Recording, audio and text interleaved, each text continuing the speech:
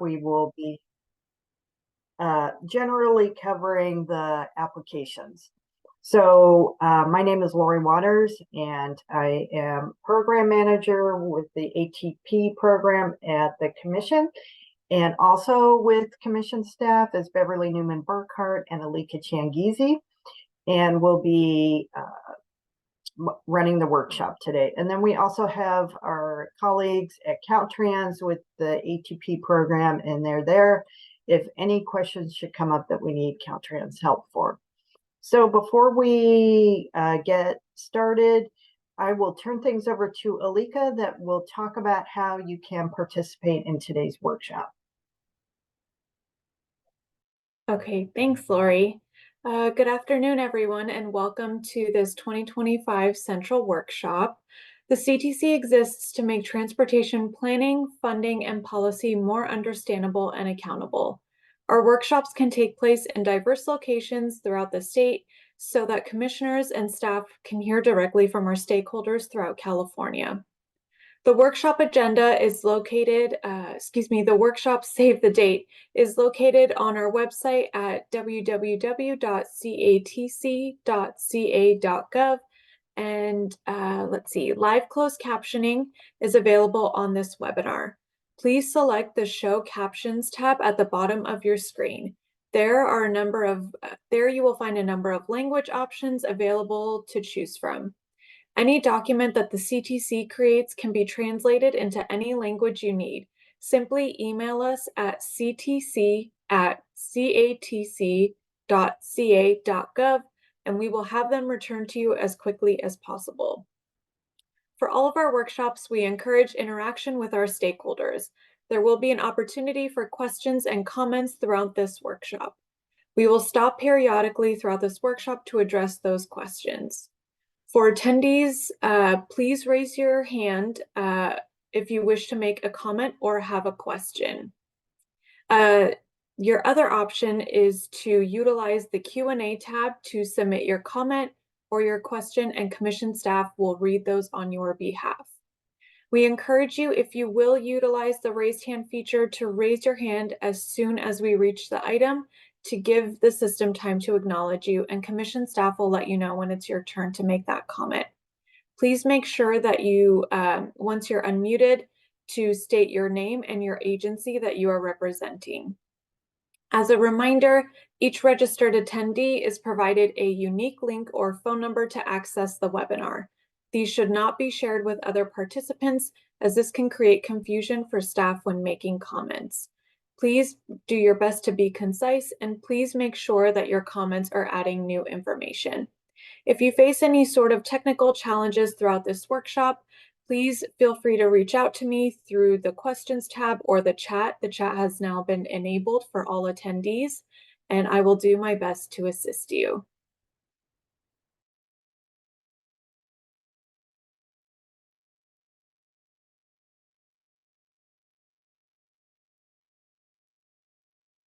Alika, I think you muted yourself.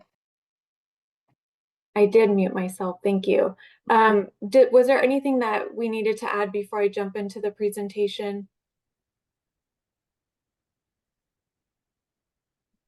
No. Am I still muted? No, you're not. No, you're okay. I can hear you. Okay, perfect. I'll go ahead and jump in then.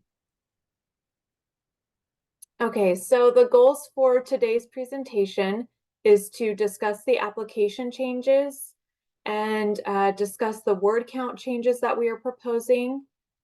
We'll also be discussing the scoring distribution changes, and we'll also, at the very end of this workshop, I'll go ahead and outline all of the action items that were identified. So starting with the program basics, the Active Transportation Program offers 4 years of funding. And so for Cycle 7, we are looking at fiscal years 25-26, 26-27, 27-28, and 28-29. The amount of funding for Cycle 7 is slightly more than we were originally estimating. And so at this point, we are anticipating approximately $568.7 million in funding. And again, that will be distributed across the 4 fiscal years. So we'll have 100 million in fiscal year 25-26, 102.2 million in fiscal year 26-27, 182.2 in fiscal year 27-28, and 184.4 in fiscal year 28-29. And Caltrans will be presenting the draft fund estimate at the January commission meeting. So that will be January 25th or 26th. So I wanted to quickly go over the central workshop schedule. Alika, yeah. I'm so sorry to interrupt, but I think Sure. If you go back to the last slide, because there was a Sure. question in the Q&A that I think would be good to cover now, just because it's related to the budget. Sure. So the question was, will the proposed state budget cuts lead to any program changes, such as scoring, leverage requirements, or max requests? So, related to those specific things that you listed, that those would not be affected by any budget cuts to the program. So we, first of all, we don't know exactly what the budget cuts will look like, if there will be any to the program, and we won't really know for sure until the budget's approved in July. So our goal, if there were any cuts to the program, our goal would be to kind of defer any cuts to the next cycle. That's, our goal as program managers would be to basically kind of give you guys what we promised for this cycle, and then handle any cuts in the next cycle. That may not be possible, but that would be our goal, to kind of at least maintain what we've been presenting to the group since we started the program kickoff. I don't know, Lori, if you wanted to add anything to that. No, other than any cuts you may see now, just take it with a grain of salt, because our deputy for legislation really feels like any proposed cuts to the ATP would have a hard time actually going through. So I just don't worry too much yet, but we can't say much right now. There's a lot of negotiating that's going to go on for a while. But I think what you said is exactly right, Beverly. Thanks, Lori. Sorry, Alika, I'm really sorry that I interrupted. No, thank you. Thank you for catching that. We also have a hand raised. Joseph, go ahead.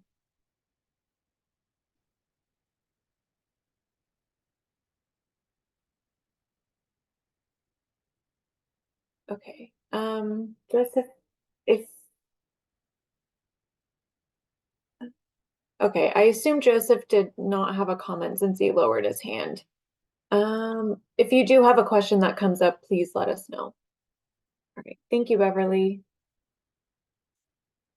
Okay, so moving on to the central workshop schedule, we started off cycle 7 with 2 kickoff workshops. We held one in San Diego and one in Butte County, and those took place August 16th and September 14th. Following that, we held 4 guidelines workshops. And through about partway through, we also shared the draft guidelines with the Equity Advisory Committee. And the previous, following those guidelines workshops, we held a workshop focused on the Quick Build program. And then following that, we began finalizing the draft guidelines. The prior workshop that we held was actually presented by Caltrans headquarters staff, and that was held on December 5th at the Riverside, in conjunction with the Riverside meeting, and that was the Project Study Report Equivalency Workshop. We always encourage all of our stakeholders to take a look at that presentation. It is very, very thorough and very helpful. And so please take a look at the presentation and recording. Both are posted on the Commission and the Caltrans ATP websites. We have today's workshop you'll see on this schedule, and following this workshop, we'll have one focused on the scoring rubrics, which will be held on Tuesday, February 6th. We're also continuing our efforts with the ATP virtual site visits.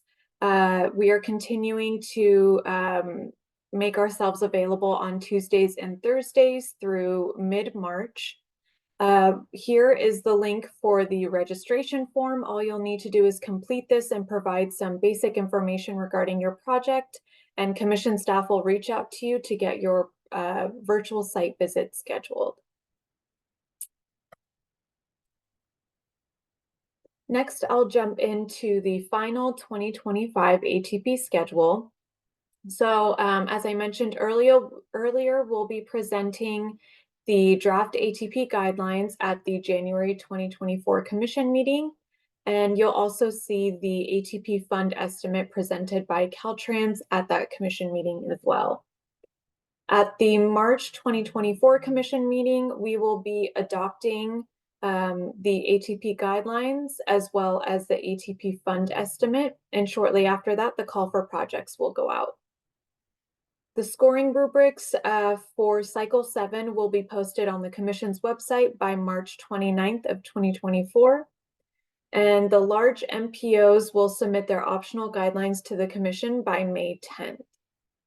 The project application deadline is June 17th of this year. The commission will approve or reject the MPO guidelines by the June 2024 commission meeting. And then by November 1st, we will be releasing our staff recommendations for the statewide, small urban and rural components, along with the quick build projects. By December of this year, we will be adopting the statewide, small urban and rural components, along with the quick build projects. And any projects that were not programmed will be distributed to the large MPOs based on their location. By February 21st of 2025, that is the deadline for the MPO draft project programming recommendations, and the final project programming recommendations for the MPO component are due April 22nd of 2025. We'll have those recommendations for the MPO component posted by June 2nd of 2025, and we will adopt them at the June 2025 commission meeting. I'll take a quick pause here to see if there are any questions. Not seeing any. I'll move on to the next slide. Lori, was there something? Yeah, I just wanted to add something, Alika, just to discuss our engagement activities further. So along with the workshops, the central workshops, and the virtual visits, we've also been doing our branch workshops, which are specific just to cover content in certain regions. And those are already all scheduled out, but we've already done 4 and they've been great, like always. And along with those, we've also been doing in-person site visits along with those, the virtual site visits. So we always learn a lot at those, and we really appreciate all of the coordination that's been going on with all of our regional partners to help us do those. That was it. Thanks, Alika. Yeah, thanks for bringing that up. Right, Beverly, I will turn things over to you. Thanks. Okay, so we will jump into the kind of content for today. Alika, could you actually skip ahead to the submittable slide before the goals slide? Sorry, I changed the order of how I wanted to present this. Sure. Give me 1 second. Sorry. If it's too much of a hassle, then you don't have to. Nope. I got it. Okay. So I will say the main focus of this workshop today will be to kind of revise any application questions. And we aren't proposing any big revisions to the application questions. So it'll be more focused on like the application content today than on the new application portal, which we've been presenting to we've been introducing this to our group over the last several months, kind of getting everyone ready for this. But I just wanted to do, before we kind of jump into the kinds of application changes that we'll be proposing today, I just wanted to remind everyone about Submittable and kind of what we'll be looking at with Submittable. We'll have this new application portal. It's through a company called Submittable. We looked at several different options and really vetted it thoroughly for our applicants. We believe it'll really make the application process easier and more user-friendly. We won't be using kind of the fragile PDF anymore. It'll be an online portal. All of the scoring rubrics and other resources will kind of be linked within the portal, so they'll be easily accessible to all of our applicants. Our applicants will be able to collaborate internally and externally really easily using Submittable. And it'll be an online form that will just be able to submit via the portal. They can save their progress. So there's going to be a lot of benefits, and our contract with Submittable was approved a couple weeks ago. So the three of us have started working with Submittable to build out the application. So they're working on the draft right now. It's based on the old application, but it will be this new online format. And so it's not quite ready yet, but once they have kind of the skeleton of the application available, they will provide us kind of a test portal for all of you to kind of go in and look at. So we'll send our list a link, and you'll be able to go in and see what everything will look like, and then you can send us any questions that you have about it. So we're hoping that's going to be done for you really soon.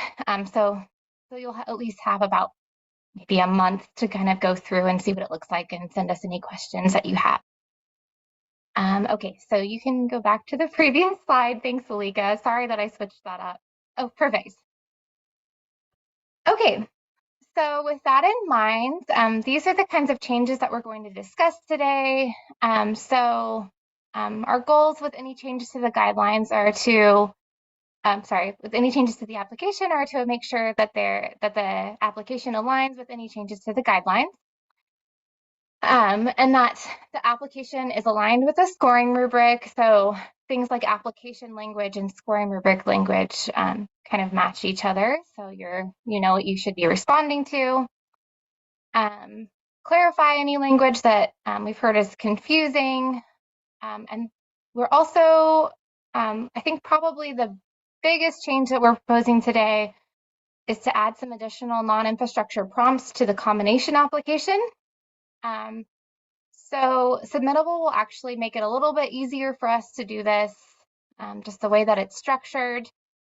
And it'll also make it easier for us to remove any non-infrastructure prompts from infrastructure-only applications. So with the old application, it was a dynamic PDF, so applicants would choose their project type. So let's say they chose a small infrastructure, non-infrastructure combination project, and it would kind of populate all of the questions for that application.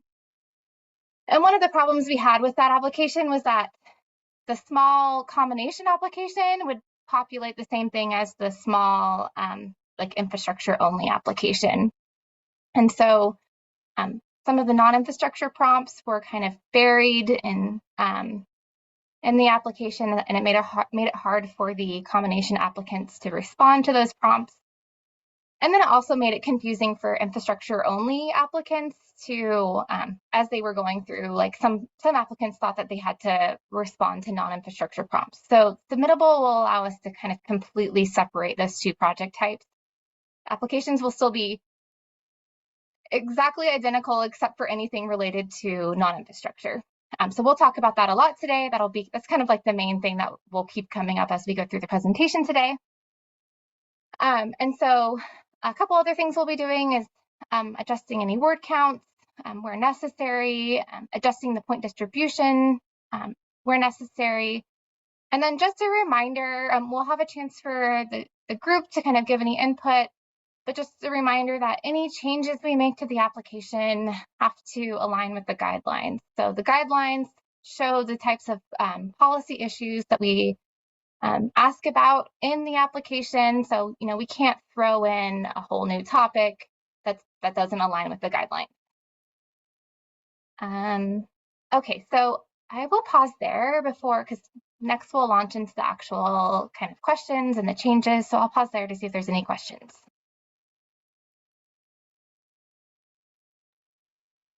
I'll give it another Thanks. few seconds to see if something comes in. Okay, not seeing any questions or hands raised. Okay, perfect. Okay, so you can go to the 2 slides ahead, I guess. Okay, great, thanks. So first section that we'll talk about is the more project information section of the application. So this is kind of part A of the application currently. It's where you're providing information about your agency and information about your project, like the scope and the elements that you'll be building or delivering as part of your project. Part A of the application, just as a reminder, isn't scored. Okay, so next slide, please, Rika.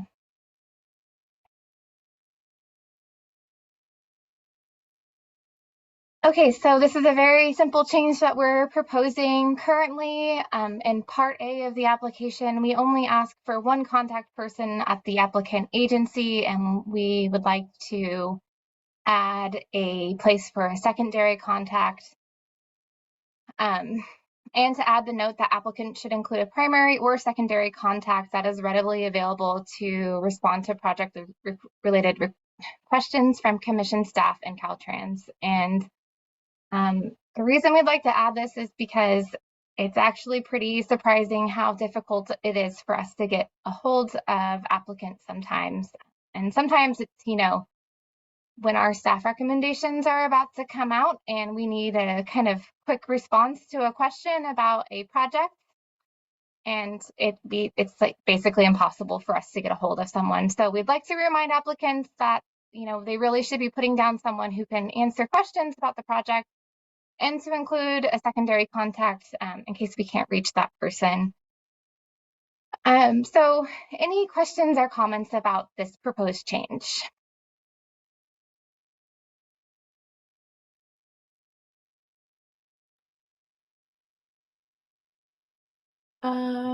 We just got a comment from Claire from City of Santa Cruz noting great addition. Candace Vanderhyde noting thumbs up. Not seeing anything else come in. Okay, great.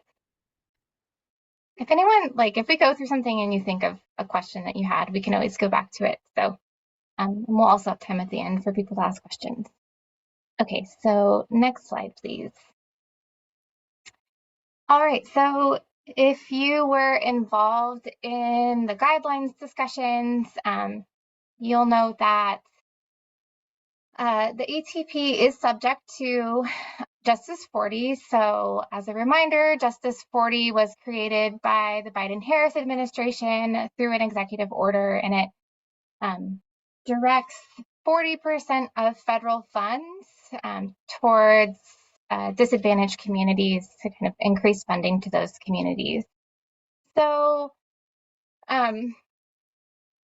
just, as a reminder, most funding in the ATP already goes to disadvantaged communities. So we're not concerned about meeting this new requirement. We did an evaluation of our 2023 active transportation program projects, and about 93% of total funds in the 2023 program went to disadvantaged communities that qualify under Justice 40. And the percentage was higher kind of on the state side of things, like a higher percentage qualified under state definitions, but the federal definitions are a little different than the state definitions, so we expected there to be a difference. So we're not expecting this to be an issue for us to meet this requirement. So commission staff will be kind of tracking this on the back end. It won't be anything that's scored. Essentially what we need from our applicants is some information to help us track it. So we'll be asking for the 2010 and 2020 census, the census tract geographic identifier, which is an 11-digit number. And then we're including a link here to the geocoder tool where our applicants will be able to, if they don't already have that census tract GeoID, they'll be able to find it using this tool. And the reason, unfortunately, that we have to ask for the 2010 and 2020 census GeoIDs is that the federal government came out with 2 tools to identify Justice 40 communities, and they're slightly different, so they have slightly different results. And one of them uses the 2010 census tract GeoIDs, and the other one uses the 2020 census tract GeoIDs. So it complicates things for us, but this is what we'll be asking for applicants. Again, this will be in the non-scored portion of the application, and this is just something that we'll take and we will look at on the back end. And this will actually help us not only track Justice 40, but help us do some other analyses on the program to kind of see where funds are going in the state. So there may be some questions and comments on this, so I will pause and see if we have anything.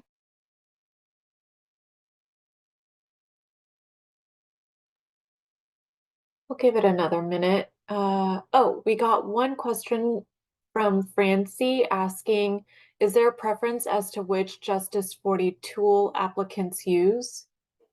So applicants won't have to use the tool at all. They just have to give us the census tract numbers and we'll go into the tool and track things for them. So they don't have to actually worry about like going in and looking at their map, looking at the maps or looking at the data. They just give us the census tract numbers and we'll look at it on the back end. So we don't have a preference. We are adding the 2 tools as disadvantaged community qualifiers, but we can talk about that more because there's actually a slide on that later on. For that, it would be like whichever one like works best for their community. So hopefully that answers the question, but feel free to like follow up if you have any other questions, Francie. Thanks, Beverly. We also got a comment from Carl Anderson stating, seems reasonable. Thanks, Beverly. I'm not seeing any other comments come in or hands raised.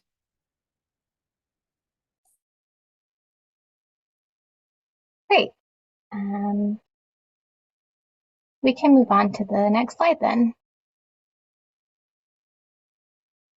All right, so that's it for the application information section.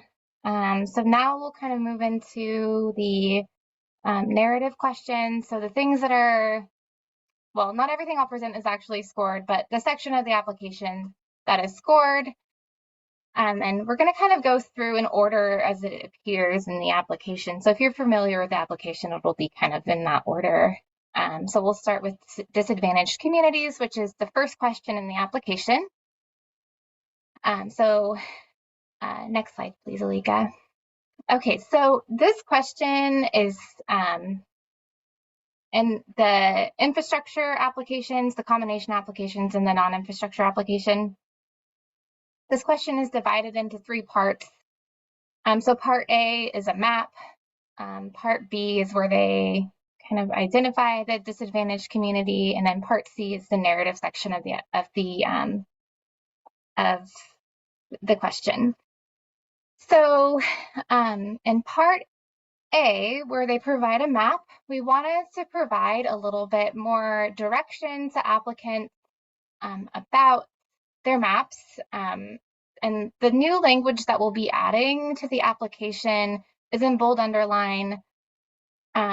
So I will read it for everyone. So applicants using median household income, CalEnviro Screen, Healthy Places Index, the Climate and Economic Justice Screening Tool, or the USDOT Equitable Transportation Community Explorer to identify the disadvantaged community must clearly label all census tracts with a census tract number or geographic identifier.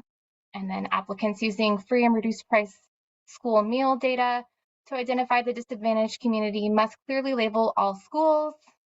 And then applicants using a different disadvantaged community definition should ensure that the disadvantaged community is clearly outlined and labeled in the map.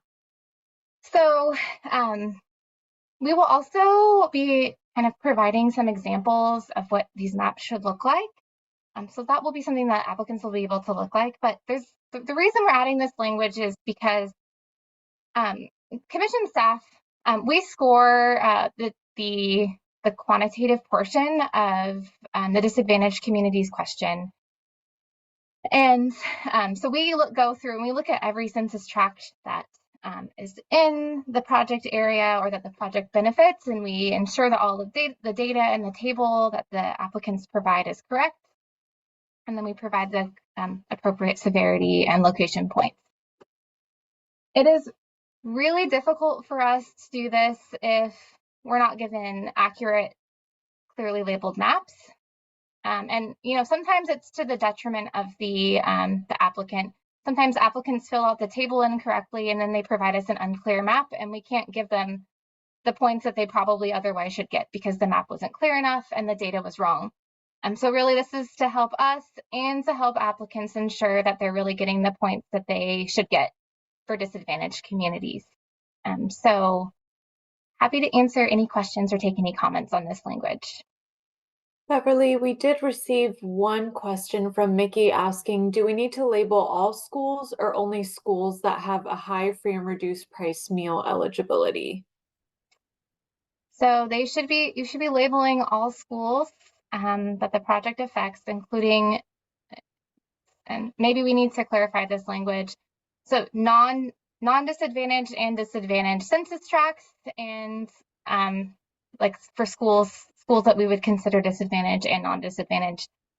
Because what we're doing is we're looking at your map in comparison to the data that you're providing in the table below, which the data takes into account when it calculates severity, it takes into account any non-disadvantaged census tract. So it'll be basically everything, like everything that you're putting on your table below, like all of the schools and all of the census tracts should be clearly labeled in the map. Perfect, thank you. We got another question from Shelly Kwan asking, is there a way for the tract information from Part A to be transferred to this question? Shelly, I don't know, but I love that. And so I will ask our specialist at Submittable about that. So yeah, thanks for asking that. That's a great idea. Okay, we got another question from Maggie asking, is there a preferred source of designation for community information? It might be helpful to ask Maggie to unmute to clarify that question because it's a bit broad. Yeah. Maggie, give me 1 second here. Okay, I just allowed you to unmute yourself. If you want to clarify on your question, please. Yeah, hi, can you hear me? Yes, Yes. we can. Okay, great. I mean, of those sources of disadvantaged community information, median household income, EnviroScreen, Healthy Places, of those options, is there one that you prefer? No. So the reason that we've worked with this group for 6 cycles now, actually, well, we're on the 7th cycle. So we've worked with you all for almost a decade on these kind of qualifiers and these definitions. And really, like, the reason that there's different ways to qualify is because we know that the state is super diverse and not all communities kind of are facing the same types of burdens. We know there's lots of different types of burdens out there. So we recommend using the qualifier or the identifier that works best for your community. So whichever tool is really capturing the types of burdens that your community is facing is the one that you should be using. Okay, thank you. Yeah, it's a good question. I don't know how to go back on mute. Oh, I'll take care of it. Yeah, Alika will take care of it. Thanks, Alika. Okay, we got one other question from Morgan Wright asking, how will submitting multiple applications work through Submittable? Sure. So you will have kind of a logon for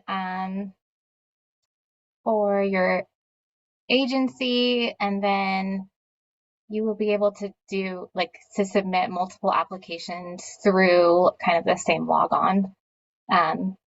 So you'll have the chance to put together more than one application on there, but they'll all be housed in the same place. Okay, great. I'm not seeing any other questions or hands raised. Beverly, I just wanted to take a moment, particularly based on the question that the suggestion that Shelley had. I just want to emphasize how great it is that we're moving to Submittable, because stuff like what Shelley asked for, we never would have been able to do that before. So so everybody can thank Beverly for that. And so we are going to be able to do much more of those kinds of things. It's going to be so much easier for everyone. So yeah, thank you. Thanks, Claire. Okay, I think we can go to the next slide unless anything else came up. We actually do have one question that came up. Angie is asking, our city will have multiple applications, but some will come from staff and some will be submitted by a consultant. Will this be an issue in Submittable?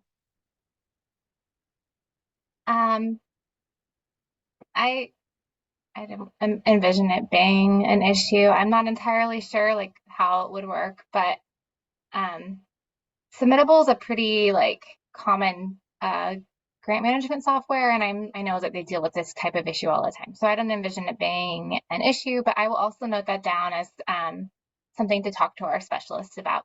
And we can, any questions that people have about Submittable, I will note those down, and then we'll come back to the group and update everyone on their responses. Great, thanks, Beverly. Those are all the comments and questions we have. Great, we can go to the next slide. Okay, so this is part B. So again, this is where you're identifying the disadvantaged community, and then you enter all the data that based on whichever tool that you choose. So the changes, there's going to be a drop-down menu where you select what type of DAC, your DAC identifier you're using. I shouldn't say DAC, sorry, I'll try to say disadvantaged community. In case I do, DAC does mean disadvantaged community in this context. So whichever disadvantaged community identifier you're using, you'll have a drop-down menu and you'll be able to choose one of those. And based on that, it'll bring up a table that you'll be able to fill out with all the appropriate information. And it'll have a link to the tool or the data set that you should be using to fill out that table. So there's a couple of things on here. There's two new tools that we worked with this group to add. So there's the Climate and Economic Justice Screening Tool and the US DOT Equitable Transportation Community Explorer. So again, those are new. So a couple things that'll be a little bit different is tribal projects used to be under the other category. So projects that are on federally recognized tribal lands or submitted by a federally recognized tribe kind of automatically receive full severity and location points. And something that we've noticed in past cycles is that tribes that are applying don't realize that they should be selecting the other category and then selecting tribe. And then they don't realize that the tribal option is an option, and they end up selecting another criteria and kind of doing a lot of work that they really shouldn't have to be doing because they should automatically be receiving those points. So we wanted to make it more clear that they can just select that option and they're kind of done with this portion of the question.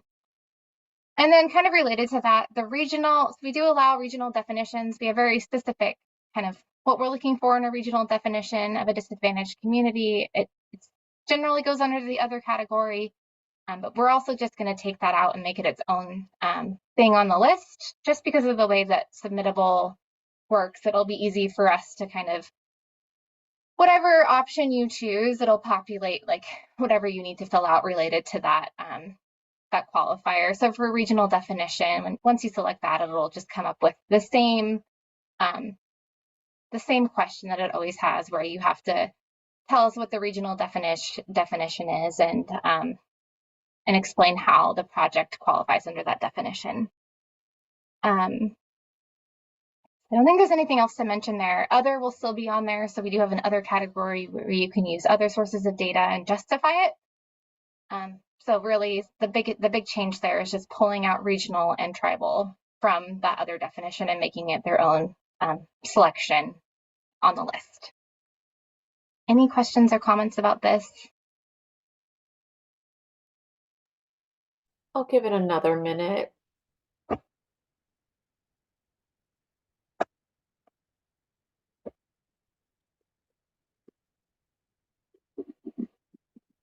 Not seeing any questions come in or hands raised. Okay, great. Next slide, please.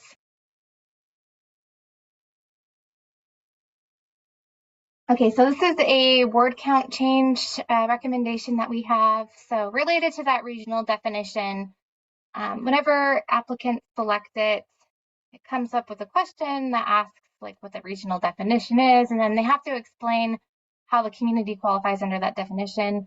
So something, again, commission staff, we read all of the applications and we score this section of the application.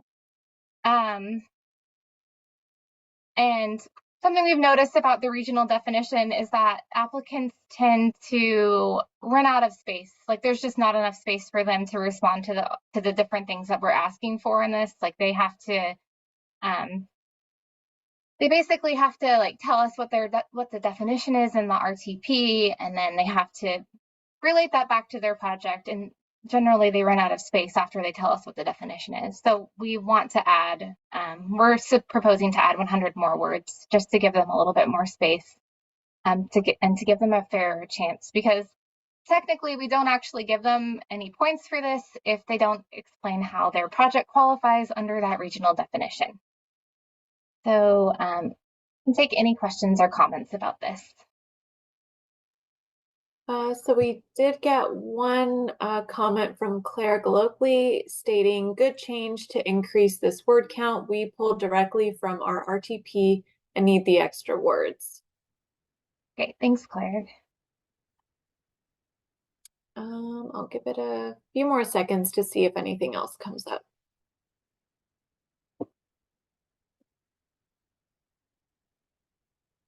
Okay, not seeing any other comments come in or hands raised. Great. Okay, we can go to the next slide. Okay, so one thing that we heard from some applicants is that the well, first, the scoring rubric doesn't always line up exactly with the application question, and there were just some discrepancies in the application language. So in the large infrastructure and combination application for Part C of the disadvantaged communities question, there's three different sub-questions under that, and the first sub-question asks ask the applicant to explain how the project closes a gap or provides connections to, and then also to kind of how it meets an important community need. And that the specific language of this question doesn't match what's in the small infrastructure application and what's in the medium infrastructure application. Specifically, it just says an important community need. It does not say an important need of the disadvantaged community. It basically doesn't say disadvantaged. So we're just proposing to revise this language so that this question matches what's currently in the medium application, which includes the word disadvantaged. And there will be a couple of little clarifications like this today. So hopefully I can present these clearly, because people might be confused by this, and then hopefully it doesn't annoy people too much, because these are pretty minor things. Okay, so any questions or comments on this?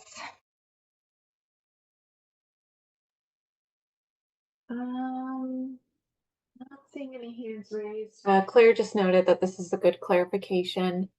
I'll give it a bit more time to see if something else comes in.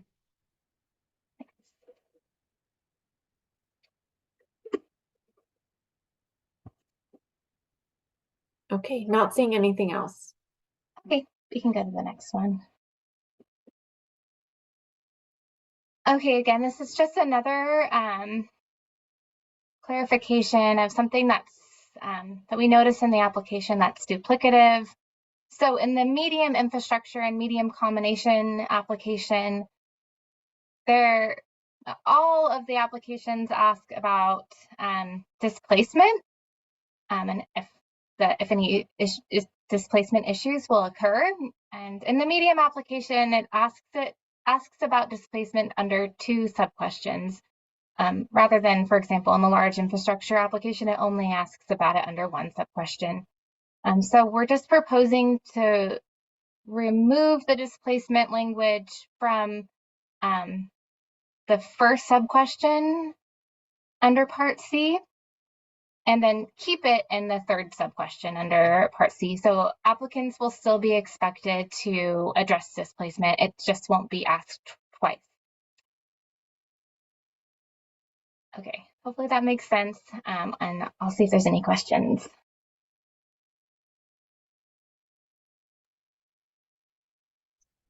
Not seeing any questions or hands raised. Okay. We can go to the next slide. Okay, so this is, I mentioned before that we wanted to add some more questions or prompts related to combination infrastructure, non-infrastructure projects. So something I forgot to mention, I think, was that we actually had a small group lead this effort and kind of provide some recommendations to us as staff. So Jonathan Matz from Safe Routes Partnership led the effort with a lot of our other partners, and they came up with some recommendations to make it easier to kind of call out the non-infrastructure element of combination projects. So at this point, I kind of want to just emphasize that Submittable is going to make it a lot easier for us to make changes like this, and will hopefully reduce any confusion. And I'll go over the specific language of this question that we're proposing to add in a minute. But so essentially, when an applicant goes in and they select a small infrastructure, just as an example, a small infrastructure combination project, so an infrastructure project with non-infrastructure elements, when they select that in Submittable, it will populate the questions in that application. And it's pretty similar to how the PDF worked. They would select the project type in the application, would populate those questions, and they would respond to those questions. In the old PDF application, if an applicant selected small infrastructure or small infrastructure combination, and for any of those things, so medium infrastructure and medium combination. So basically, for each size, when they selected that, the small infrastructure only application, it would populate the same thing as the small infrastructure combination application. So they would be getting the same questions. And there are callouts in all of the applications for combination projects. So there are little callouts that would say, like, for combined infrastructure, non-infrastructure projects, answer this question too. So basically what we're proposing here, for the most part, is to first get rid of all of those prompts in an infrastructure only application. And second, just to make the prompts a little bit more clear in the combination application. And just to ensure the applicants are really getting a chance to talk about their non-infrastructure program, and for evaluators to really understand what's happening with the non-infrastructure program. So for question 1, again, disadvantaged communities, we are recommending in the combination application only to add 1 new additional sub-question. And that will be describe how non-infrastructure events and programs will be targeted towards the disadvantaged community whom the project benefits. And we're recommending a 200 maximum word count for this. So hopefully that wasn't too confusing. And then, so we can take any questions on just how the application will be structured when it comes to this, and any comments or questions about this language specifically. Okay, so we have one hand raised. Claire, go ahead. Hi, this is Claire Gluglu with the City of Santa Cruz. I just want to say I think this is a really good addition. As someone who has been a project sponsor of many combination projects, it's been really hard outside of the 25R to really detail the impact that these programs are going to have. And I think having this will really help both applicants have to think through their non-infrastructure more, and evaluators to better understand what it is that they're proposing. So thanks for adding this. I think it's going to be a good benefit. Great, thanks, Claire. All right, next we have Irene. Irene, go ahead.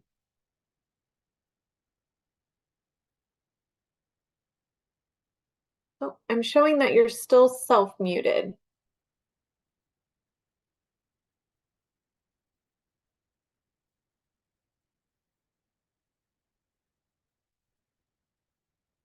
Oh, okay. So Irene just sent me a note that she does not have a comment anymore.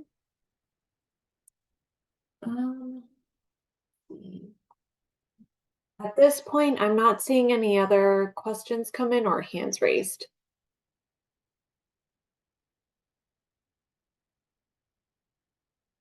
I was muted.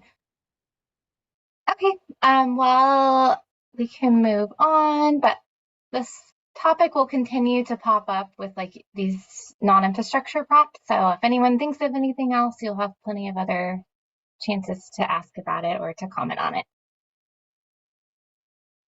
Okay, next slide, please. Okay, so we'll move on to the next question in the application, which is the question about the potential for increased walking and biking. And we also call this the need question, because it's a question where the applicants lay out their kind of statement of need and then talk about how the project will address it. Okay, next slide, please. Okay, so the change on the screen is for all of the infrastructure project types for the applications for those. So the language in bold underline is the language that we're proposing to add here. So for this question, this is for part A. Basically, they're asked to provide their statement of need.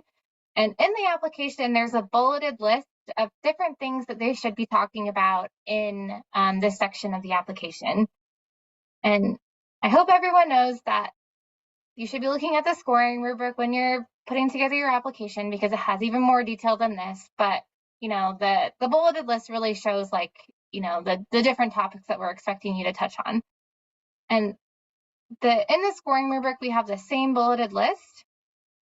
And so last cycle, that first bullet there, that's in bold underline, that we're adding community characteristics and context, that was something that we added after consulting this group, and it was added to the scoring rubric, but that language never made it into the application. So it's something that evaluators have when they're looking at the scoring rubrics, and applicants when they're looking at the scoring rubrics. But if an applicant is looking at the application, they don't actually see that language at all. So this change is really just to align the application with what is currently in the scoring rubric, just to make sure that, you know, we're all on the same page about the different topics that should be discussed on this question. So I will pause and see if there are any questions or comments on this.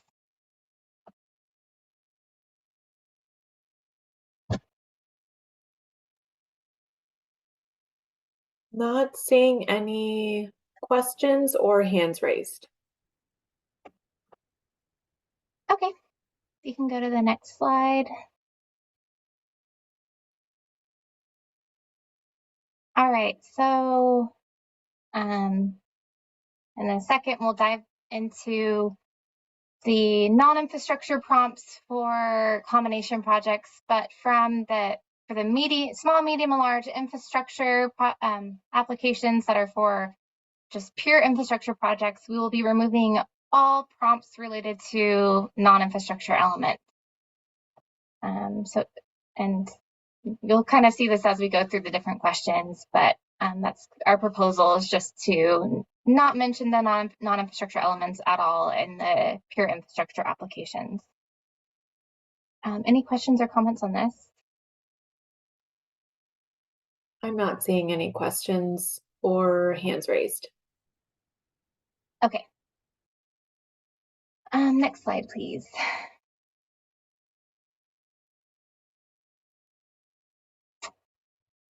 Okay, so for the small combination project in Part B, there's currently kind of a, sorry, I'm gonna bring up the application on my own screen just to make sure that I'm describing it correctly to everyone, because the three applications are a little bit different on how they're laid out. Sorry. So we're proposing to add a new sub-question in Part B. There are currently a few different sub-questions to Part B, and they are all scored together. So basically, Part B of the need question, they basically reference the needs that are described in Part A, and they discuss how the project will be addressing those needs that are laid out in Part A. And so there's a few different sub-questions in Part B. They have to attach some maps and describe how the project will address gap closures and connect to different destinations. So for this, there's currently 4 sub-questions in Part B, and so we're proposing to add a new sub-question where they describe the non-infrastructure program, the population it will serve, and how the program will use education and encouragement to address the needs identified in Part A. And then there's kind of just a kind of list of different things that should be discussed here. So how that will provide new skills and familiarity to the community, induce mode shift, and enhance connectivity, mobility, and health, and introduce the community to existing and new improvements so they can fully take advantage of it. So again, this is kind of just to help to give applicants more space to talk about their non-infrastructure project, and also to give evaluators kind of more understanding of what the non-infrastructure project is proposing. So I will pause here to see if there are any questions.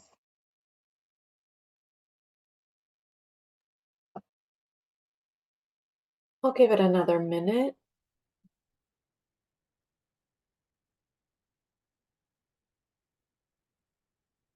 Not seeing any questions or hands raised. Okay, great. We can move on to, I believe we're looking at the medium and large combination application. So in the medium and large combination application, this question already exists, and it has its own text box. So we're just proposing to revise it a bit as shown. Kind of, we have the existing question on top there, and then we have our proposed revision below that.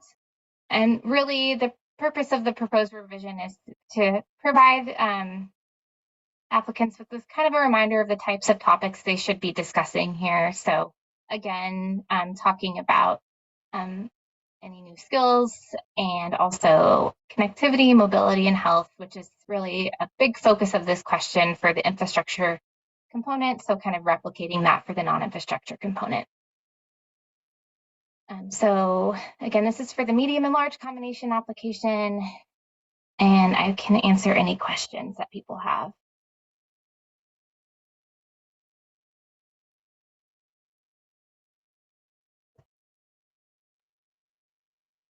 Not seeing any questions or hands raised.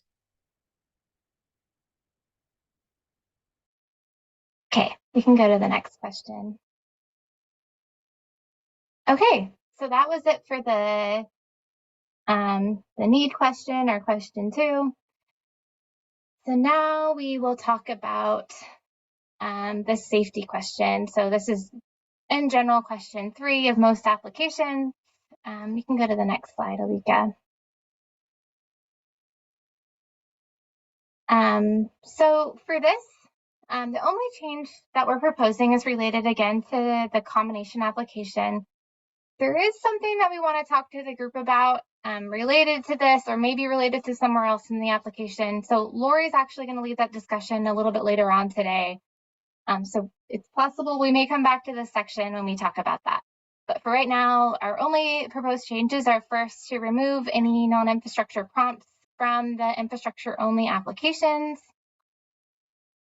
And then next slide, please. So for the combination application, currently as it's laid out, there's a non-infrastructure prompt in Part A. And what we're proposing is to move the non-infrastructure prompt to Part B. So in Part A, applicants are attaching their safety data, and they're talking about any safety issues in the community. And then in Part B, at least on the infrastructure side, they are talking about how their project will address the safety issues that are in Part A, that are kind of talked about in Part A. So we want to kind of replicate that on the non-infrastructure side for the combination application. So we're basically asking them to discuss how the non-infrastructure encouragement and education program will address the safety issues that are identified in Part A. And so this again would be like a new text box that they would fill out. So any questions on this language?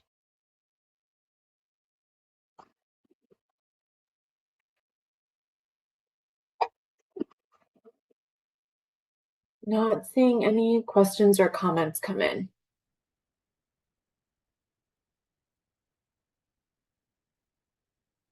Okay, we can move on. I feel like I'm rushing through this for people who don't have questions or comments. So again, if anything comes to mind and you want to go back to any slides, we'll be able to do that. Okay, so the public participation and planning question, which is generally question 4 in most applications. You can go to the next slide, Alika. Okay, so this is one proposal we have. This is for all application types. So last cycle, we worked with this group to integrate some language about COVID-19 and the pandemic. We are proposing to remove that language. So currently it asks what kind of engagement challenges the community has faced due to COVID-19 and how they've addressed those challenges.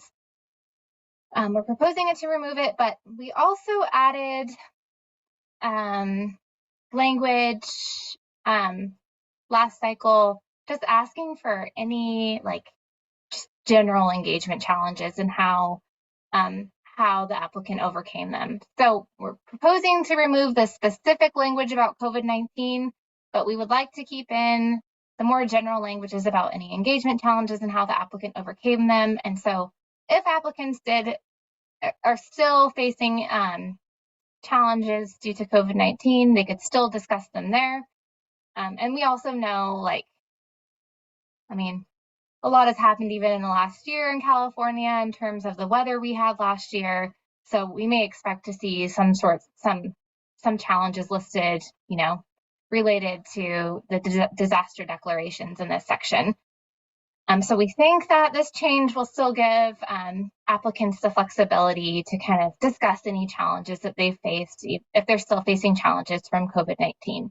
So happy to answer any questions or take any comments on this proposal.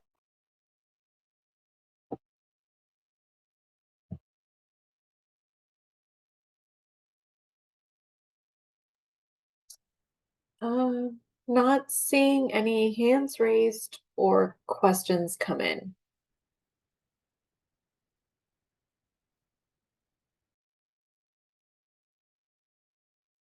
All right. Wait a couple more seconds in case anyone wants to chime in with anything.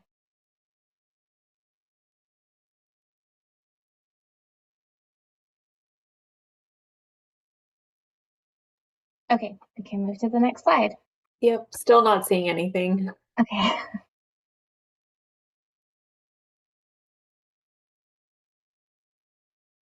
Okay, so again, this is another one of those little changes where the application language didn't align with the language in the scoring rubric. For the medium infrastructure and medium combination application, the scoring rubric includes a prompt that says describe feedback received during the community engagement process. That wasn't in the application, so we are proposing to add it here, just so everything aligns. So see if there's any questions or comments on this.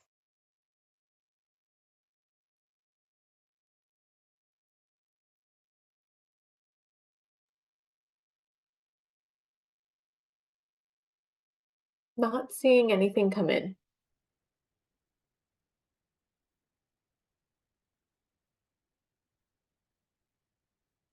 Okay, we can go to the next slide.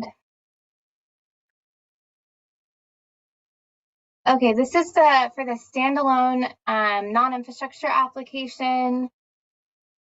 There is currently no field to attach the any public participation and planning document to the application for the non-infrastructure application right now, even though technically it's required that applicants provide these types of documents. So that was a big oversight on our part. So we are just proposing here to add that field so applicants can provide this information. And so it aligns with all other application types. So any questions or comments on this?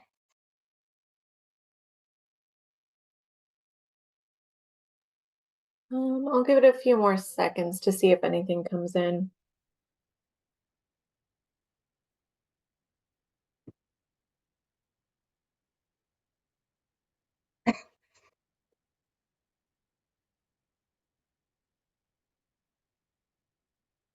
Not seeing, oh, actually, we did get one question from Celestine asking, so is that going to be fixed beforehand?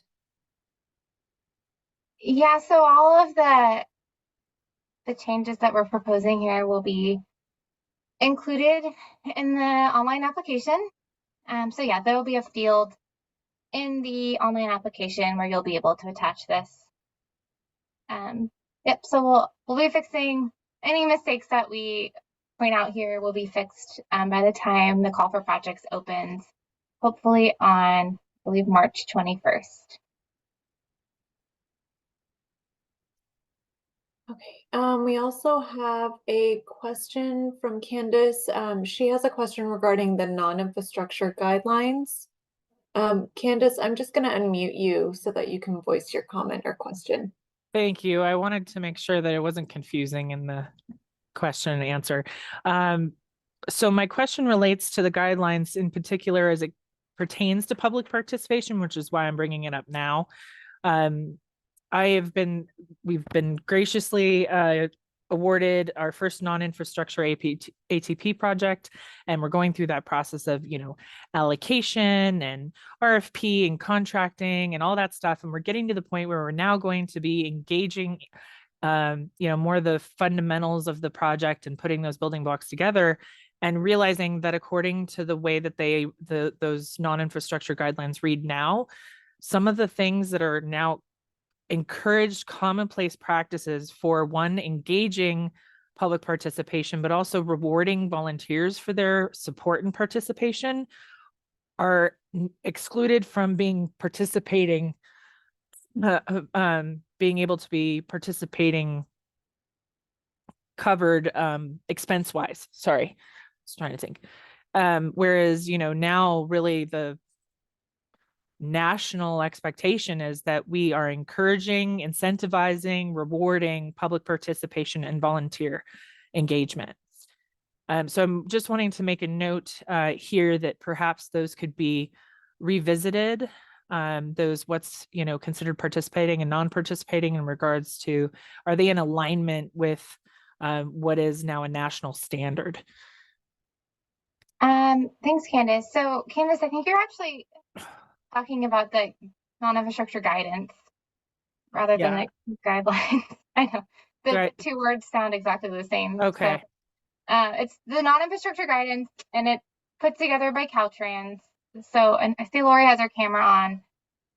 So I believe Caltrans is actually updating that right now, and that'll include like eligible costs. But I just wanted to say that whatever we say, when it comes to non-infrastructure, when we put things that are eligible or participating or non-participating costs, usually related to any restrictions that we have, both with the federal funds that we receive and the state funds that we receive.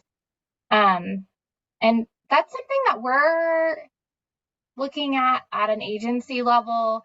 Our colleague Bridget and our planning, on our planning team has been working on kind of with some other agencies on what types of legislative changes need to happen for some of those things to be covered legally by us. Mm-hmm. So some things we can't actually change, and Caltrans can't change because we are legally not allowed to under either federal law or state law. So Lori, I see your camera's on, but I'll let you answer. That's exactly what I was going to say. A lot of that's based on statute, but I think Victoria, if Victoria or someone else from the ETRC, if they want to respond, and I think Allie is unfortunately on vacation. Okay. So I don't know if like someone else from Caltrans or the ATRC wants to respond, but we can also bring this question back to the next workshop when Allie's back as well, because I think Allie's probably best equipped to answer it.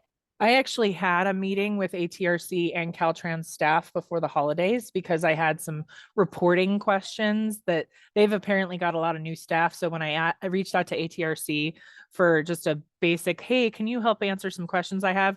They ended up putting it into a really dynamic meeting with several different staff members from different aspects of managing these projects.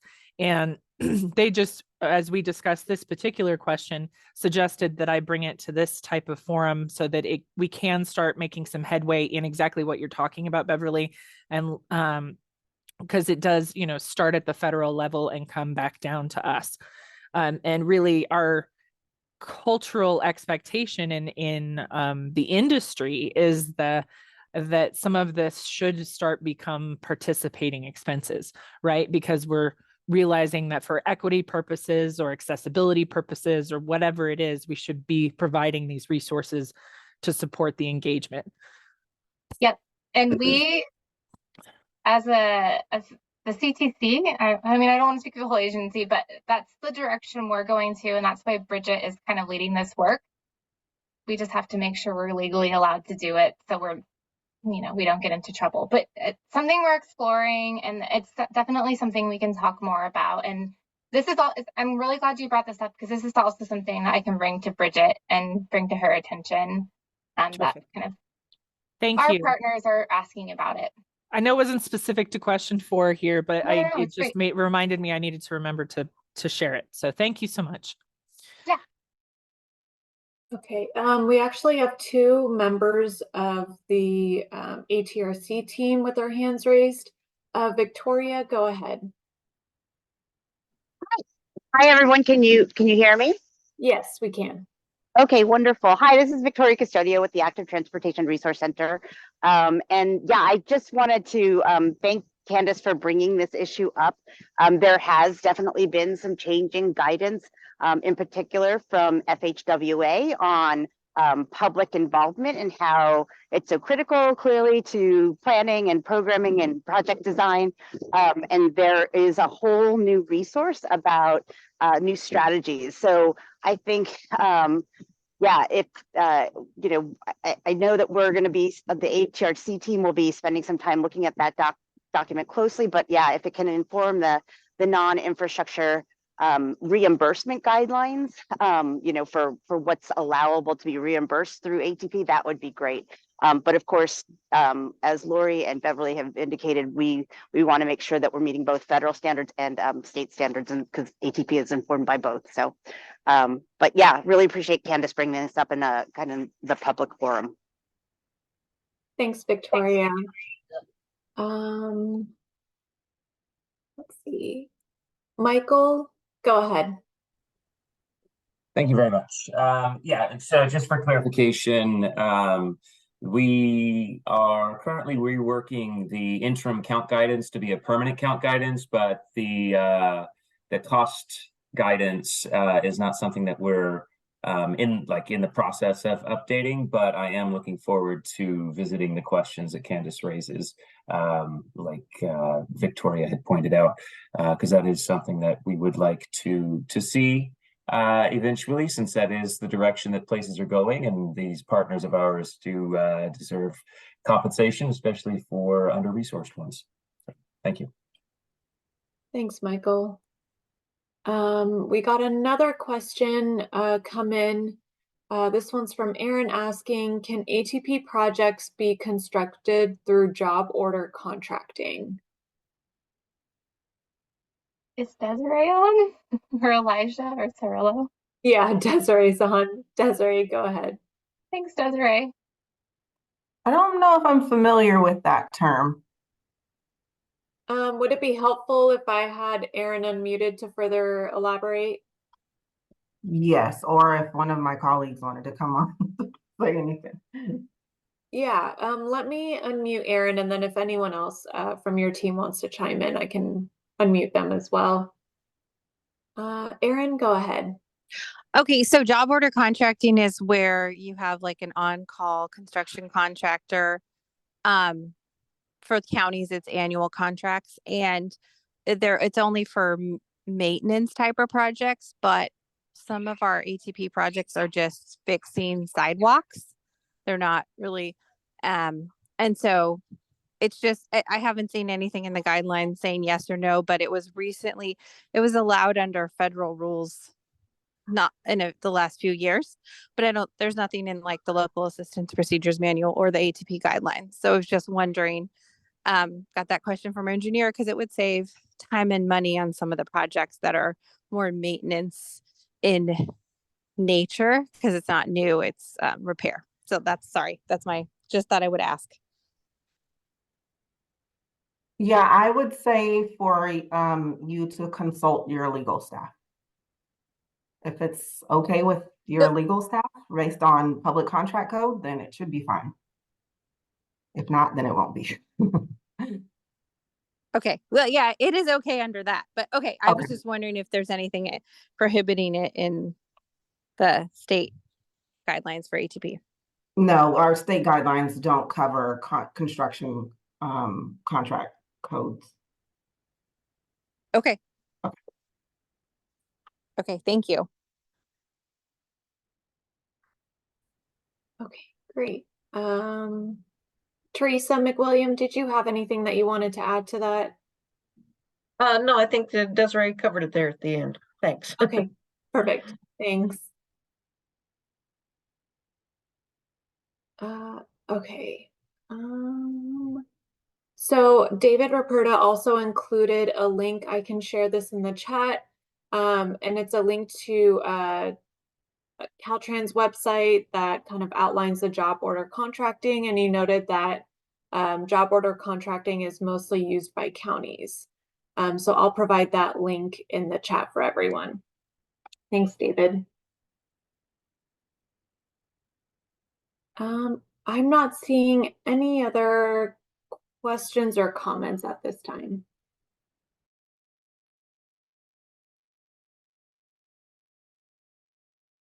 Okay. we can move on to the next slide.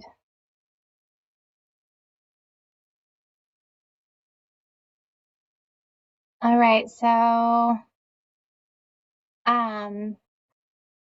we again are going to be removing from any non-infrastructure prompts from the infrastructure only applications, and then clarifying a few non-infrastructure prompts in the combination applications. So you can go to the next slide, Alika.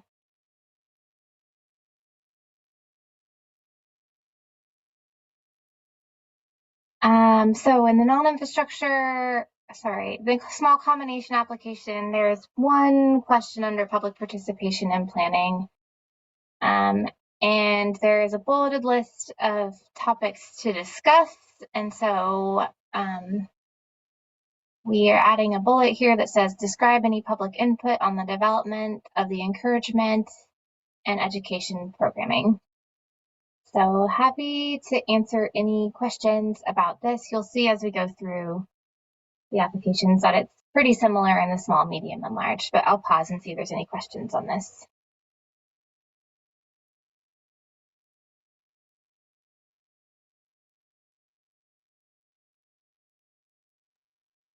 Not seeing any questions or hands raised.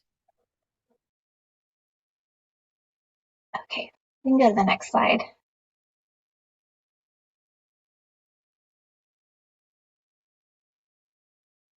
All right, so for the medium combination, the medium combination application is divided into two parts. So there's part A and part B. And so we are proposing to add basically the same language as a small combination application, the same language as that into part B of the medium combination application. And then actually we can just go to the next slide, Alika, and then we'll pause because it's the same for large except for well, I didn't modify this slide because I had changed it a little bit, but that should just say part C on top. So we're modifying part C to include the language in bold underline. It's the same language as the small and the medium, and it will be in part C of the large combination, which I think has 5 parts to it. So it'll be part C.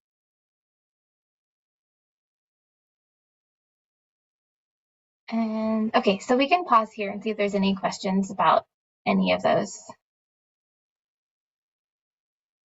I'll give it another minute to see if anything comes in.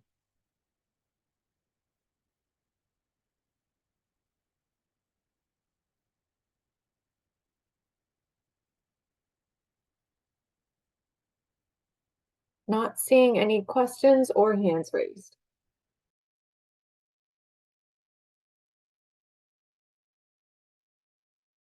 Okay, we can go to the next.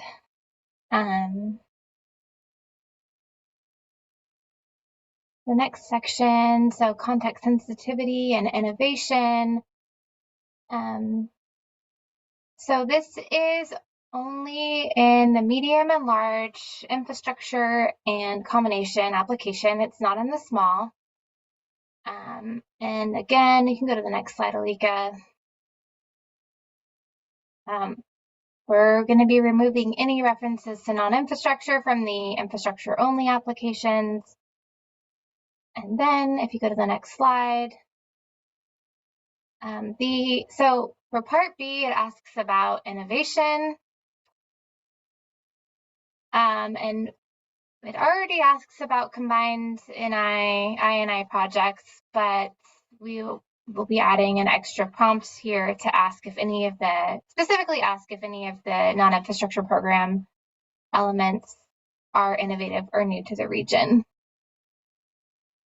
So I will pause here to see if there are any questions.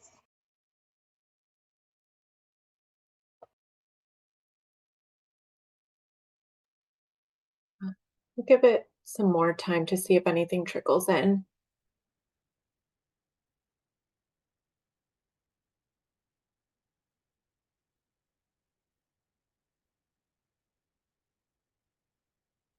Not seeing anything come in. Okay, we can go to the next slide.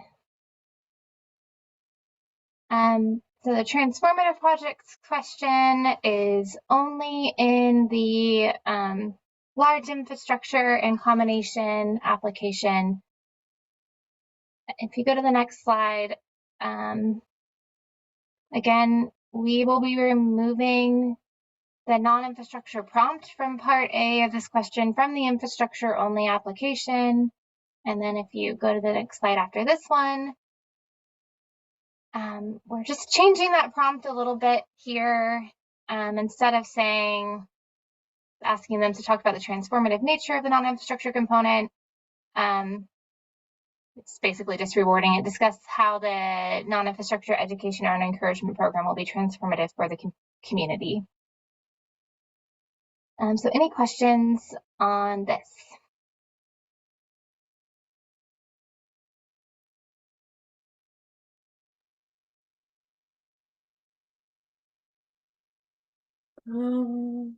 Not seeing any questions or comments come in. All right. These are being really easy on me today. Okay, we can go to the next slide.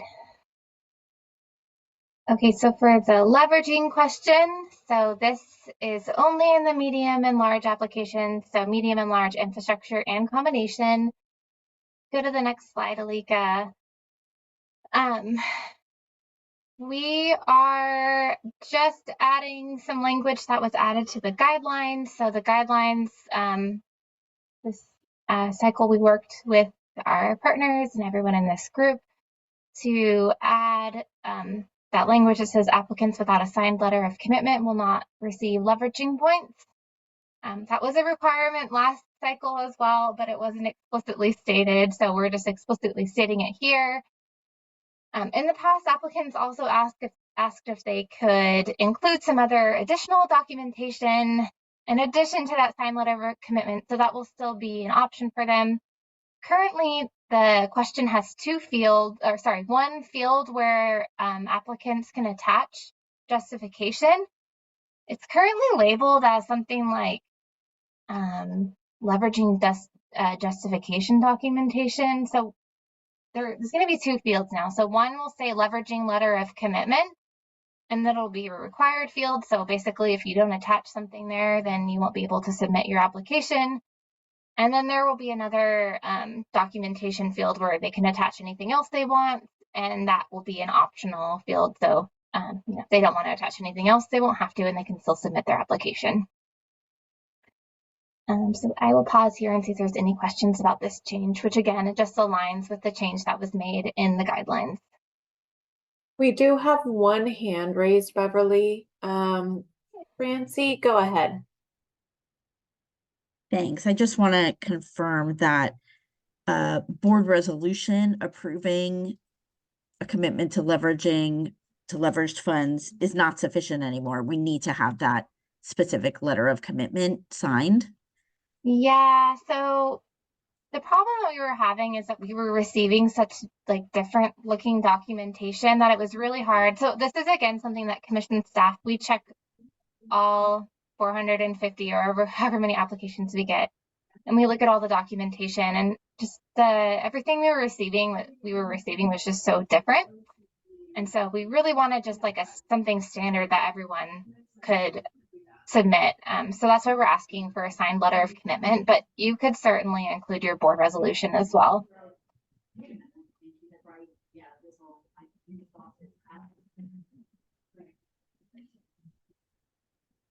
Okay, great. Let's see. I'm not seeing any other questions come in or hands raised.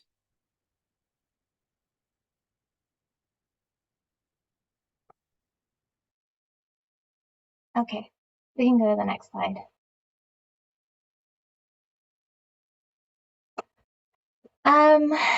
So the next section is on California Conservation Corps consultation. So you can go to the next slide, Alika.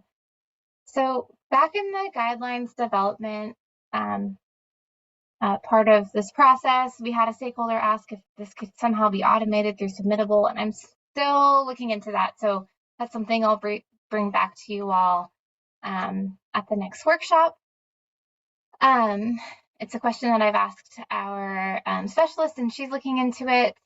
But for now, the change that we're proposing here is to add some additional language at the top of the section. If you look at this section currently in the application, there's not really that much explanation given to it. It's like some checkboxes and like, you have to do this.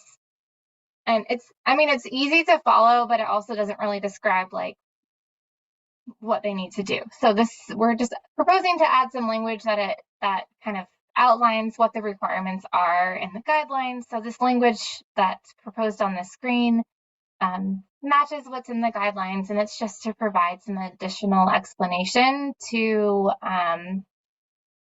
applicants about the CCC consultation process.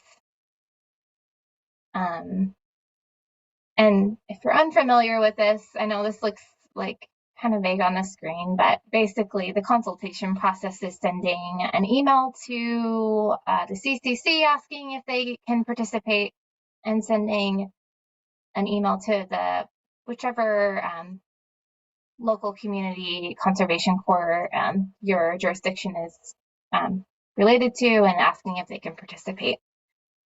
So that's the process. It's not a very lengthy process, but it's important that applicants do it, because if they don't do it, they get 5 points taken off their application.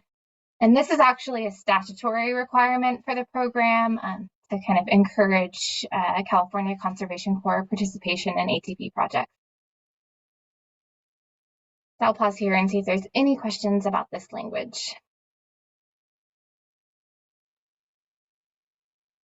I'll give it another few seconds here.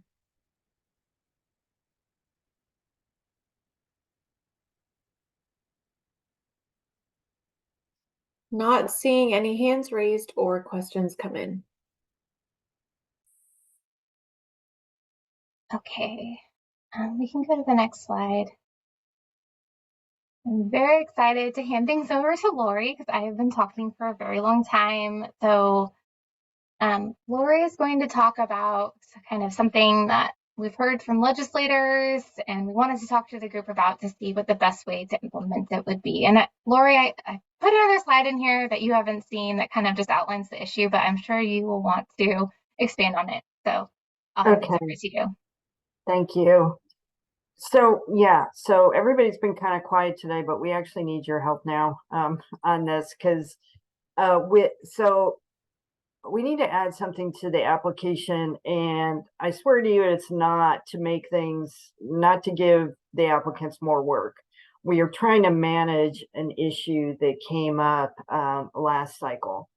And what it is that some of the legislative staff was concerned that the ATP was funding Class 3 bike lanes. Class 3 or sharrows or bike boulevards, whatever you want to call them. And so we explain that there are sometimes where a Class 3 is the appropriate type of facility. And we would not want an agency to propose a Class 3 when they could and should do something a different kind of facility, but sometimes that is the appropriate facility. So one thing that we told the legislative staff that we could do is add something in the application where the applicant needs to describe why they chose that particular type of bike facility for that area. And so if it's a Class 3 and it's needs to be a Class 3 because there's no room for anything else, or the speeds are very low, or it's just the activity is at a slow enough level that that's the appropriate facility, then we would want the applicant to explain that, or why they chose to do a Class 2, Class 1, Class 4. We won't score on this in terms of, well, you get 5 points if it's a class 1, and we're not going to do it that way. We do want to score it more on the completeness of the answer, I would say. And we need to do it in a separate field, because then we can pull that information out from the applications in that field so that we can respond when these questions come up. If they come up again in the after we program this cycle. Beverly, did you want to show your slide that you had? See if I missed anything. Well, it's in the slide deck, so Alika can just go to the next slide. But yeah. Okay, yeah. I think you covered everything. Yeah. Anyway, so but before we go any further, any questions on that? Does everyone understand what I'm saying?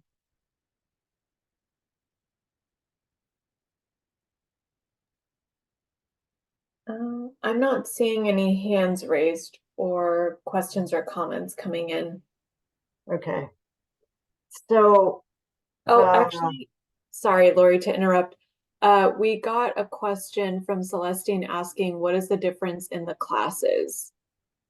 Okay, so a class 1 is a totally off the roadway facility, usually like a multi-use path. A class 2 is an actual bike lane on a roadway that's a designated bike lane marked as a bike lane. A class 3 is where the bikes share with the road. So there's not a designated bike lane, and a lot of times you'll see the arrows on the roadway saying that the bikes share with the vehicles. And then a class 4 is a physically protected bike lane.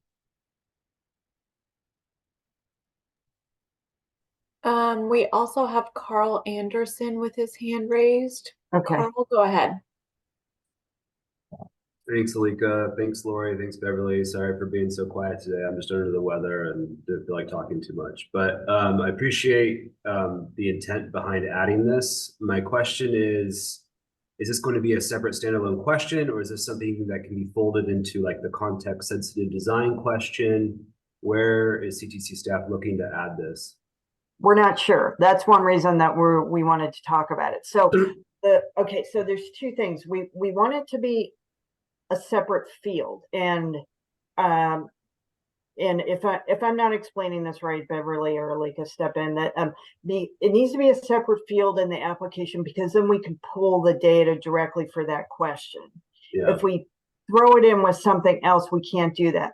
However, we don't want it scored on its own. We'd rather it be scored as part of another question, probably either the benefit, safety, or context sensitive, although it needs to be for all of for small, medium, and large. Yeah. Does that make sense? I understand. Yeah, I understand where you're going with it. And I think my next comment kind of aligns with the way you wrapped that up, is that I mean, obviously I don't want, just Sharrows to be, the improvements that people implement, right. But maybe times where that is the most appropriate thing, where that's where the community's requesting. So I would hate for an applicant to be penalized if that's the design that they are coming up with. Yeah. But also at the same time, because this program is so competitive, I doubt we're going to be in a position where, a project with Sharrows is going to be bubbling up to the top. So those are my thoughts. So, but what we see, so I'll tell you, one of the, when we were on in-person field visits, Alika and I recently, probably the best project that we saw was Sharrows, because that's what was, and we were right there. We saw they didn't have any room for anything else, and that was the appropriate facility, and it was a great project. So we see that there are times where it is the best type of facility. And sometimes if an agency wants to build a network, that sometimes it might be parts, class 1, class 2, class 3, class 4, and it's just depending on how they need their network to be formed. So what we would prefer is try to manage it without there being legislation saying we can't fund any class 3s at all. That's what Yeah. we're trying to do. We're trying to manage it so we're not so it doesn't get too restricted on us. Sounds good. Thanks, Lori. Does that make sense, Carl? Yeah, totally. Okay. And Alika, I think there's Yeah. another. Yeah, Okay. we've gotten quite a few comments. And so Mara Toomey noted that she agrees with Carl's comments regarding the bike improvements question. Excuse me. We also got a comment from Randy Bowman from CBAG stating no questions, but I've certainly been asked why from electeds in cities I've served. It gives an opportunity to share what standards and best practices we've relied on for designs such as state standards, NACDO, ITE, and other guidance. Perhaps you could promote applicants to help explain the why with that in mind. Yeah, that's exactly what we want to do. And maybe,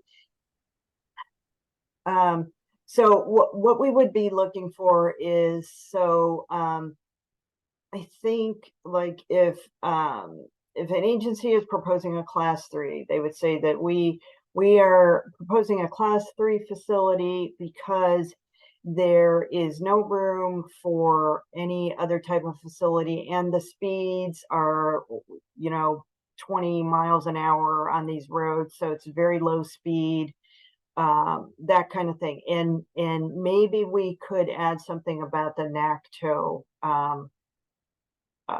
specifications. Maybe that would help. We got one final comment from Natalia stating, is there a possibility that we would have to answer that question only if we check a box that we are proposing a SHARO or class 3? In other words, add the extra justification only if we are selecting the type in question.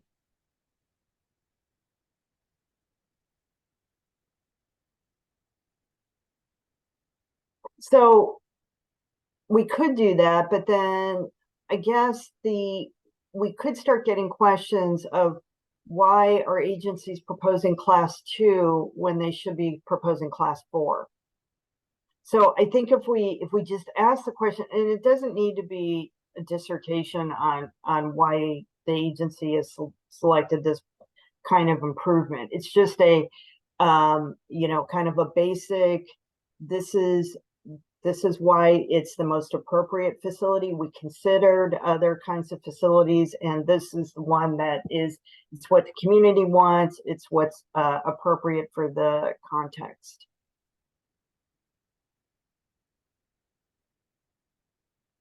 Thanks, Lori. I'm not seeing any other questions or hands raised come in at this point.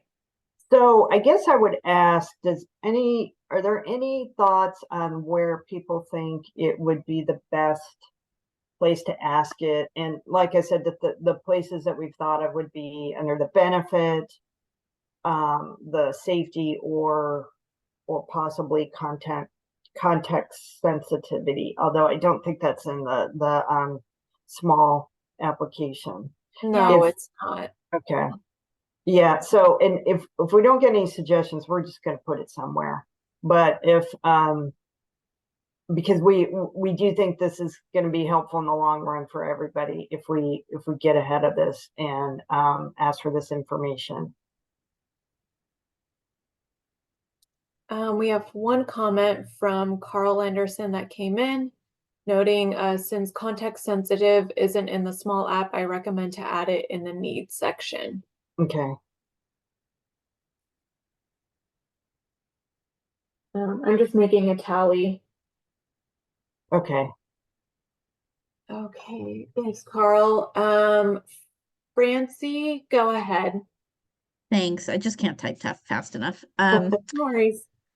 I was just going to suggest that you word this question or prompt in such a way that, and also put whatever word count you're going to put on it in such a way that indicates we're really looking for data.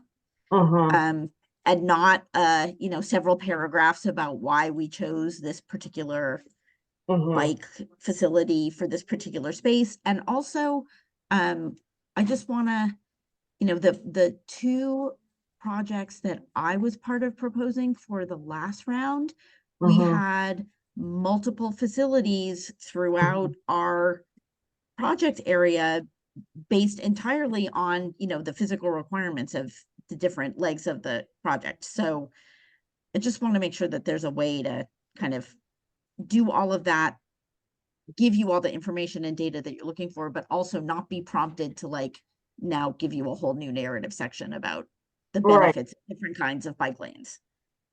So we agree with that, Francie, but the situation that you described is exactly why we're trying to do this, though, because what would we do if there was legislation passed that said that ATP funds couldn't be used for class 3 facilities, and an agency has a project where they have to do multiple types of facilities? I don't know what we would do then. Right. I don't know if we'd have to make the project not eligible, and which would, we don't want to do that. So, so I think that we don't want a full-on narrative, but we need enough that I think to make sure that the agencies have fully assessed the design issues, and that they're doing what the community wants. Right. Are probably kind of the two main things that we would be looking for. And it's more that the agency provided a good answer. There isn't like necessarily a right, wrong, I guess. So, Francie, are you still there? I am. I get that. And I want to help you, and I want to make sure that we can fund all the different kinds that we can fund. I just also want to make sure that when we see the new application, that it's clear what you're asking us for, so that we can give you the good information that, is going to serve everybody well. So do you have any ideas on where you think it would be most appropriate for us to put it in the application, since you've done a couple? You know what?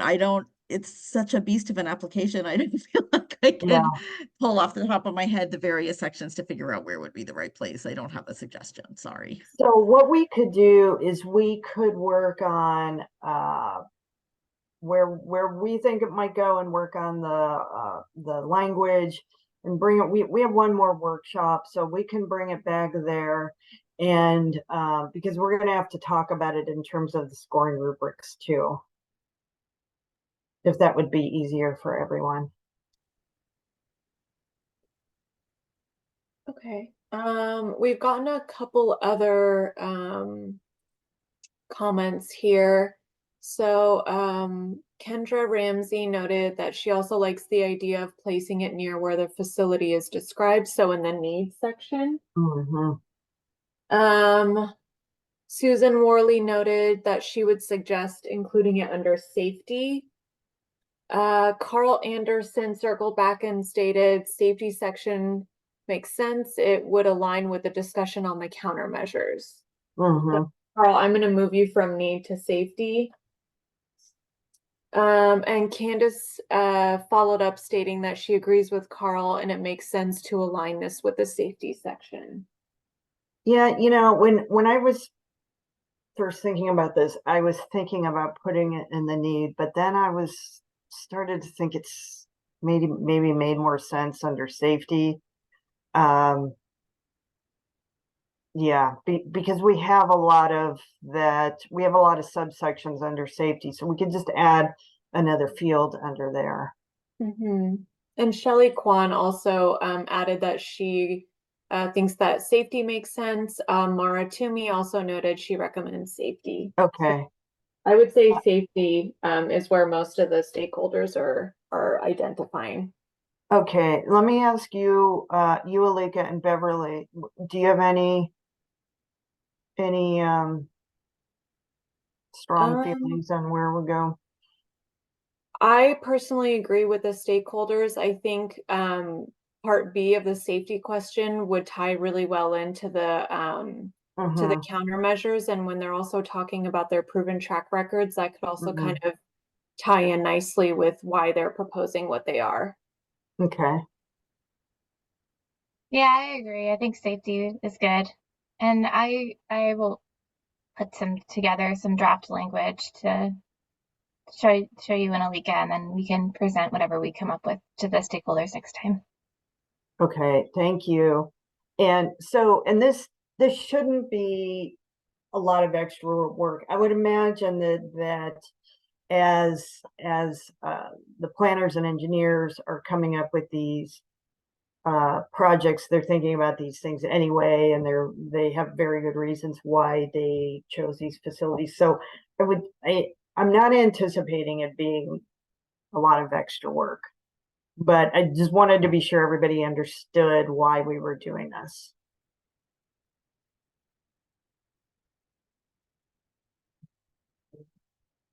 Okay, so if there's nothing else on this, what we'll do is we've heard from you on this. It looks like we'll fit it in the safety question. We'll put together some language and bring it back at the next workshop, and work on how the language for the scoring rubrics also.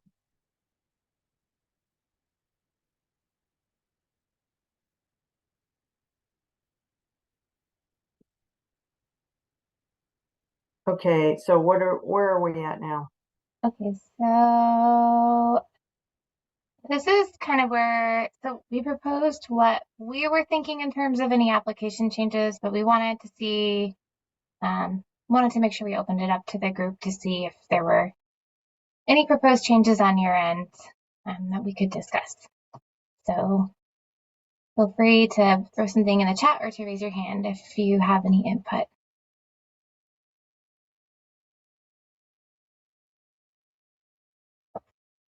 And this is like on any application changes, not just the thing we were just discussing. So you can also ask any questions about anything we presented earlier. So yeah, I'll hand it over to the group.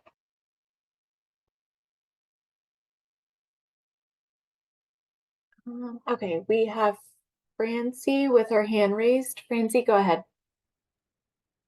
Thanks. Not a question, but just a comment. I want to just say how excited I am about the move to Submittable.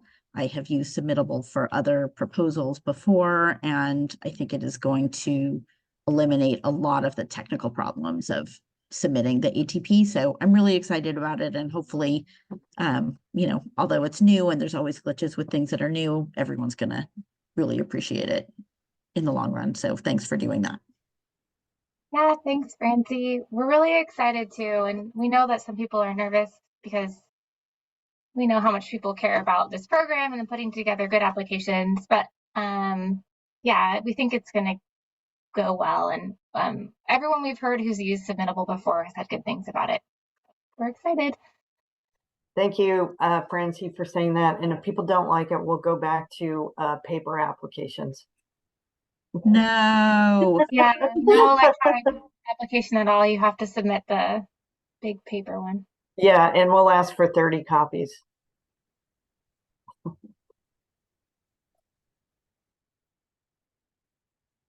Laura, you're getting a lot of objection in the chat, in case you're wondering. As well, I don't know what the problem is. As someone who spent like 2 days in the office last year, putting like cycle 1 and 2 applications in a recycle bin, I also object. Yeah, my back objects to that. But then what are we going to have to recycle? That's true. Okay, we also have Carl Anderson with his hand raised. Carl, go ahead. Thanks, Alika, and thanks, Beverly and Lori, for another very informative workshop. To complement Francie's comment, will there be like resources to share with jurisdictions to how to use Submittable, or will there be like a little workshop on maybe like how to navigate it, or is everyone just kind of left to their own devices as that gets rolled out? Yeah, so we're going to do some sort of workshop, and we will have resources So I met with our specialist last week. We had our initial meeting, but we basically have like weekly meetings with her for the next several weeks. So I'll be ironing this stuff out with her and we'll keep everyone updated. Unfortunately, Carl, I don't have like a, this date is when we'll be doing this, but we will have some like learning opportunities for the group as we start rolling everything out with Submittable. Awesome. Thanks, Beverly. Thanks, Carl. Shelley Kwan, go ahead. Hi, this is Shelley with LA Metro, and this question is totally unrelated to the application, but Candace Vanderhyde actually asked me this earlier today, so I'll ask you now. Is there another sort of like active transportation summit in the works or something similar? That's the symposium that we that Caltrans and we organize. Yeah. Yeah. Oh, Lori's on, so I'll pass it over to Lori. So not yet, but so we missed a year. We normally we were trying to do them every other year on the off year from when we were putting together staff recs. So like every other October. So this October of this year, 2024, we'll be putting together staff recs. So then we would be scheduled to have the next symposium in 2025.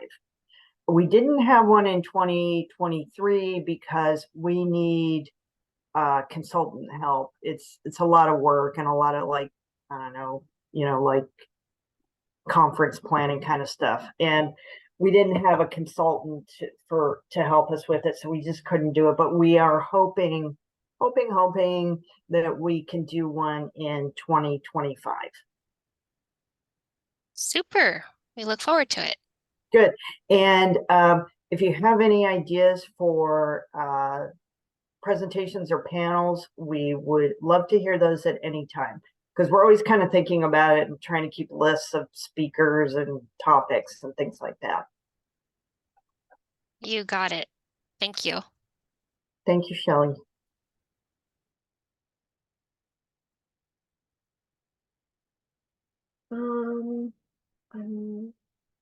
I'll give it more time. I'm not seeing anything else in terms of hands raised or questions come in.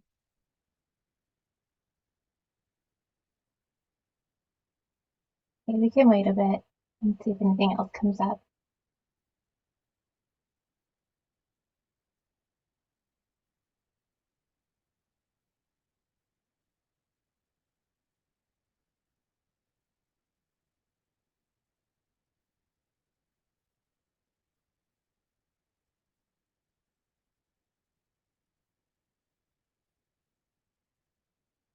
Not seeing anything else. Okay.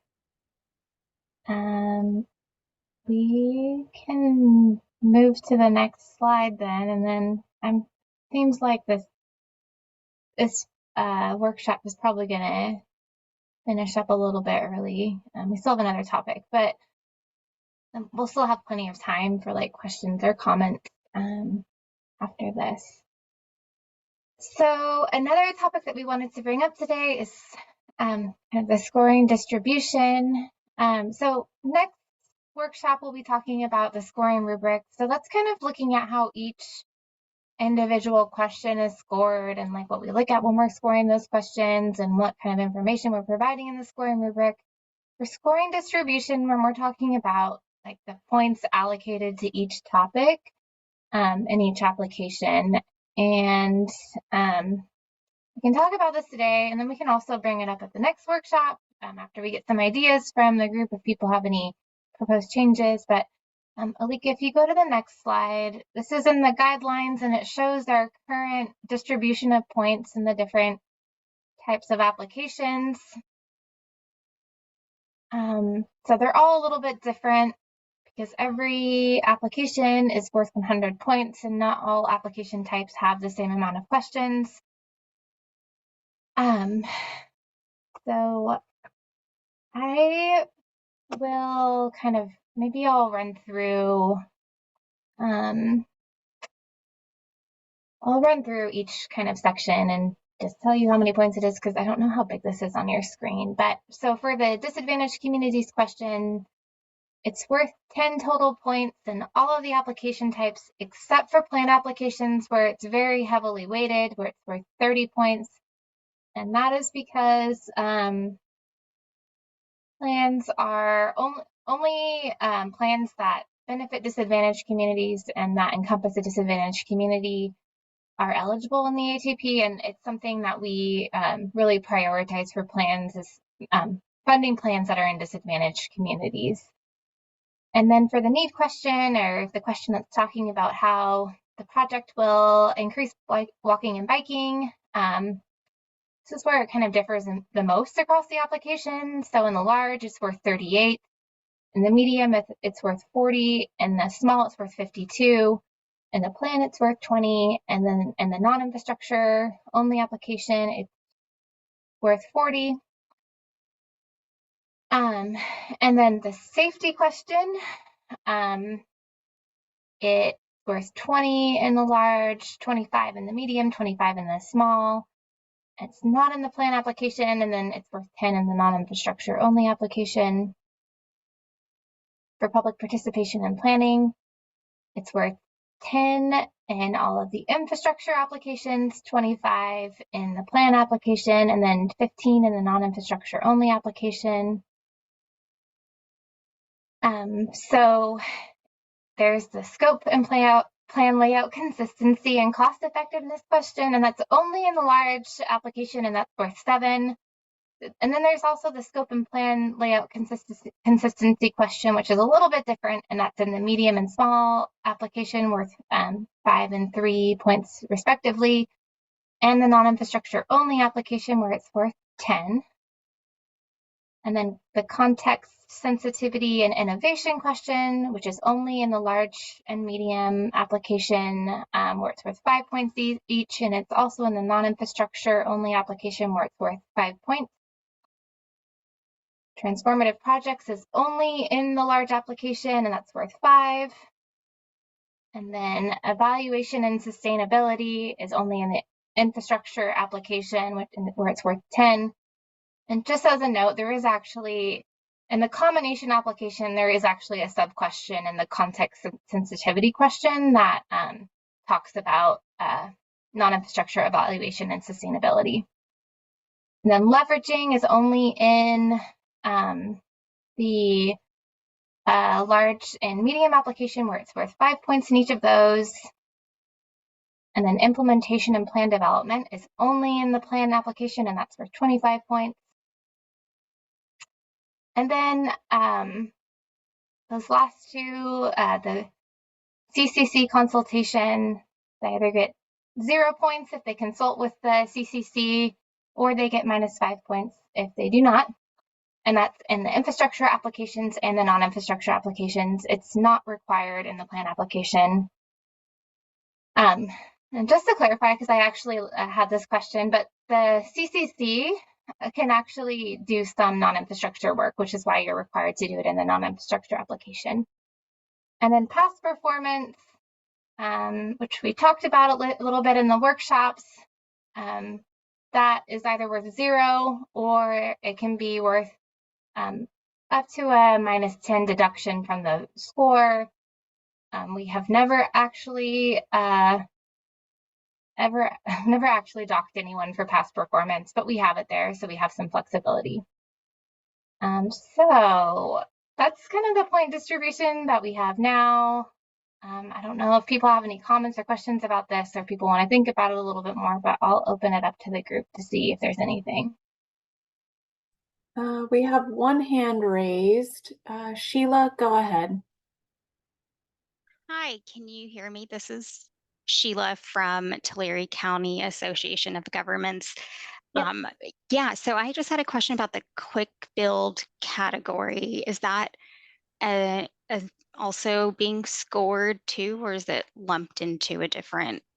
Yeah, I'm just curious if the quick build is a separate application, or yeah. It's a good question, Sheila. And actually, we should have presented that up here today too, but we'll bring that to the next workshop. It is a separate category, and it will be unsubmittable. So you'll be able, in the past for the quick build, it's a much shorter application. In the past, everyone had to fill it out and then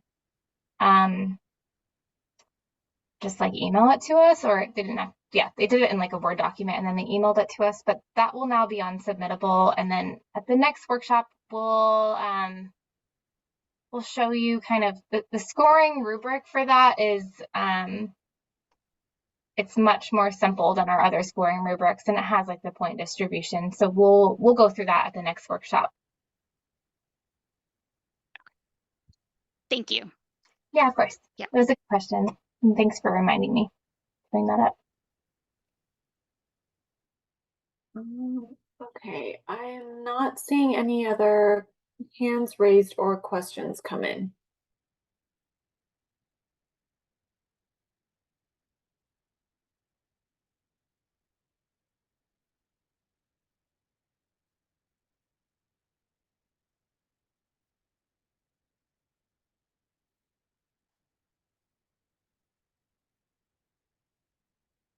Okay, well, we can, if there's no comments on this, we can also let people kind of think about it, and we could always revisit this at the scoring rubric workshop.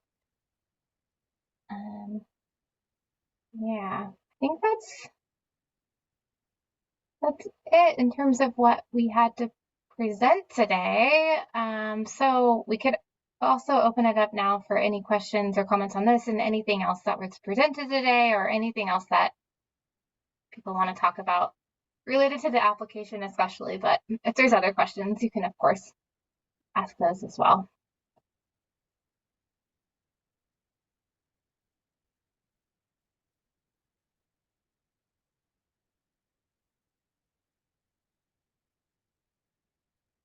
I'll give it a couple minutes to see if anything trickles in.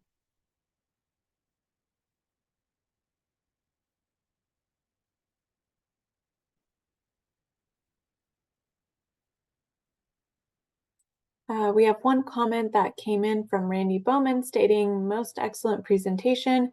You anticipated many of my questions with your slides, team, so thank you." Thanks, Randy. Thanks, Randy.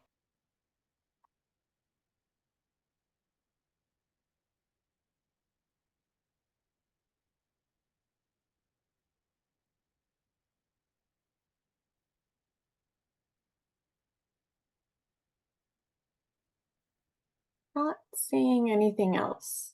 Oh, actually, we just got two that came in. Desiree Fox with the Caltrans team just noted the ETRC is holding a quick build webinar on January 23rd. So thank you, Desiree, for flagging that again. Yeah, thanks, Desiree. That kept like popping up in my brain to mention like throughout this workshop, and then I kept forgetting again. So thank you very much. And registration for that is located on the Active Transportation Resource Center website. And then we have another question that came in from Celestine asking, how does project readiness play into the evaluation criteria? So we don't have a project readiness evaluation criterion in the ATP. However, it does come into play if there's in the tiebreaker.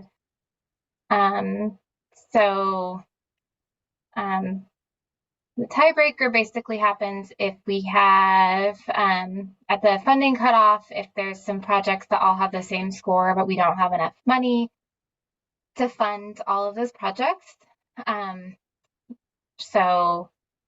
know, this happens every cycle, like if the cutoff score is like a 90 and then 5 projects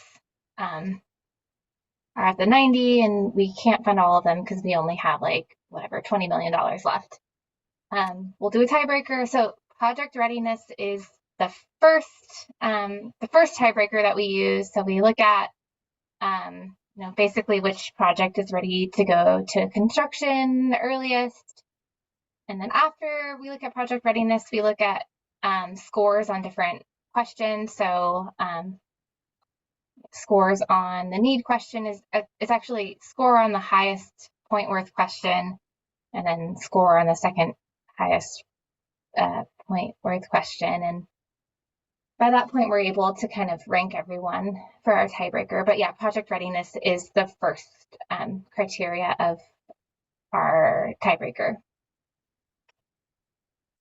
Thanks, Beverly. We got a couple follow-up comments from Michael Hutnick from the ATRC team, and he noted, he included this in the chat for everyone to see, but if you are interested in the Quick Build webinar on January 23rd, you can email your request to the ATRC email that he included in the chat, and he also noted that the announcement went out through the ATRC listserv, and if you're interested in being added to that listserv, he provided a link to it. So thank you, Michael.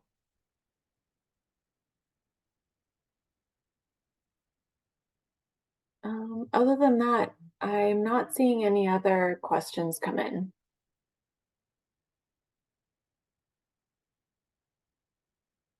Okay, well, other questions coming in. Why don't we move on to, I think, Alika, I think next is like wrap up stuff. Yep. Okay, and then I'm sure we'll have some time left, so we can always check in again and see if people have questions after you do all of your wrap up stuff. Sounds great. Okay, so our next workshop will be focused on the scoring rubrics, and this will be held in a virtual setting on February 6th, 2024. And the workshop is from 9 a.m. to 12 p.m. And the save the date is already posted on the Commission's Active Transportation Program website. And the link to the save the date is included under the Cycle 7 tab. This is all of our contact information. It's also posted on the ETP website. And before we conclude the workshop, I also wanted to go through the action items that we identified, and I apologize, I just realized my camera's not on. I wanted to go through the action items that we identified during this workshop. If there's anything that I missed, please let me know. These action items will be finalized internally, and then we'll have these posted, hopefully, if not by the end of this week, by early next week on the ETP website. So the first thing I've noted is to clarify the disadvantaged community free and reduced price school meals language to be clear that all schools, whether they are disadvantaged or not, need to be included if the project is going to be affecting those schools. So those should be included in the map.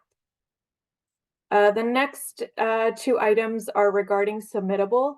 So the first one is if there's a way to pull a census tract information from Part A under the Justice 40 section, if that can be transferred or auto-populated to the disadvantaged communities question.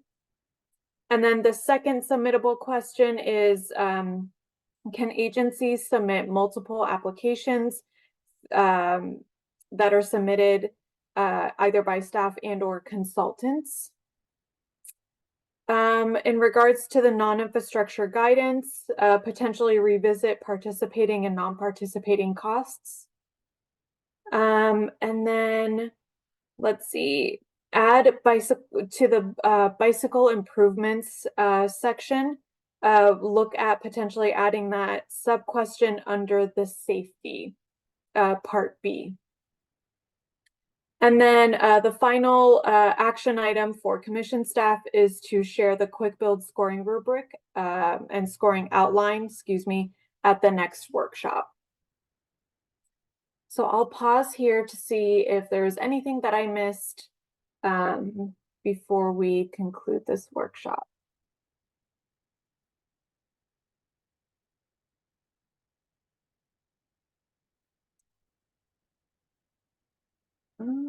Okay, not seeing anything regarding the action items.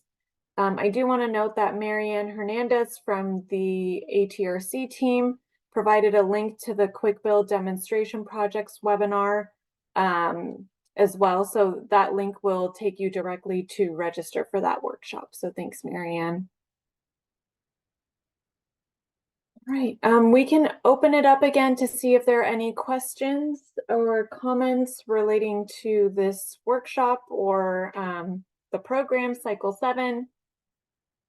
And if not, then we can end early.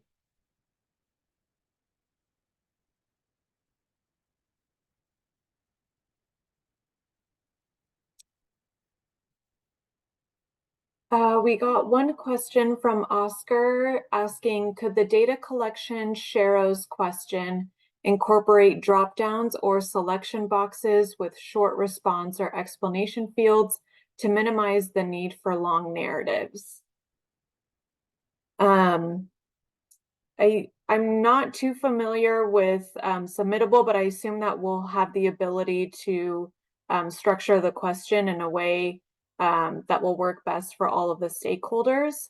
As Lori mentioned earlier, we're not going to be asking for very lengthy responses here, so we'll make sure that we provide the appropriate word count.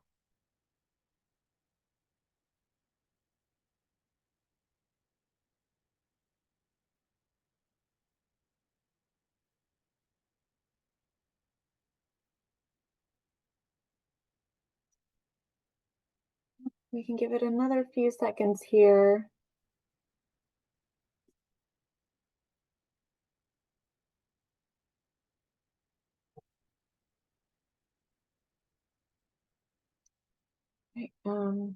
Looks like folks are dropping off and I'm not seeing any other questions come in.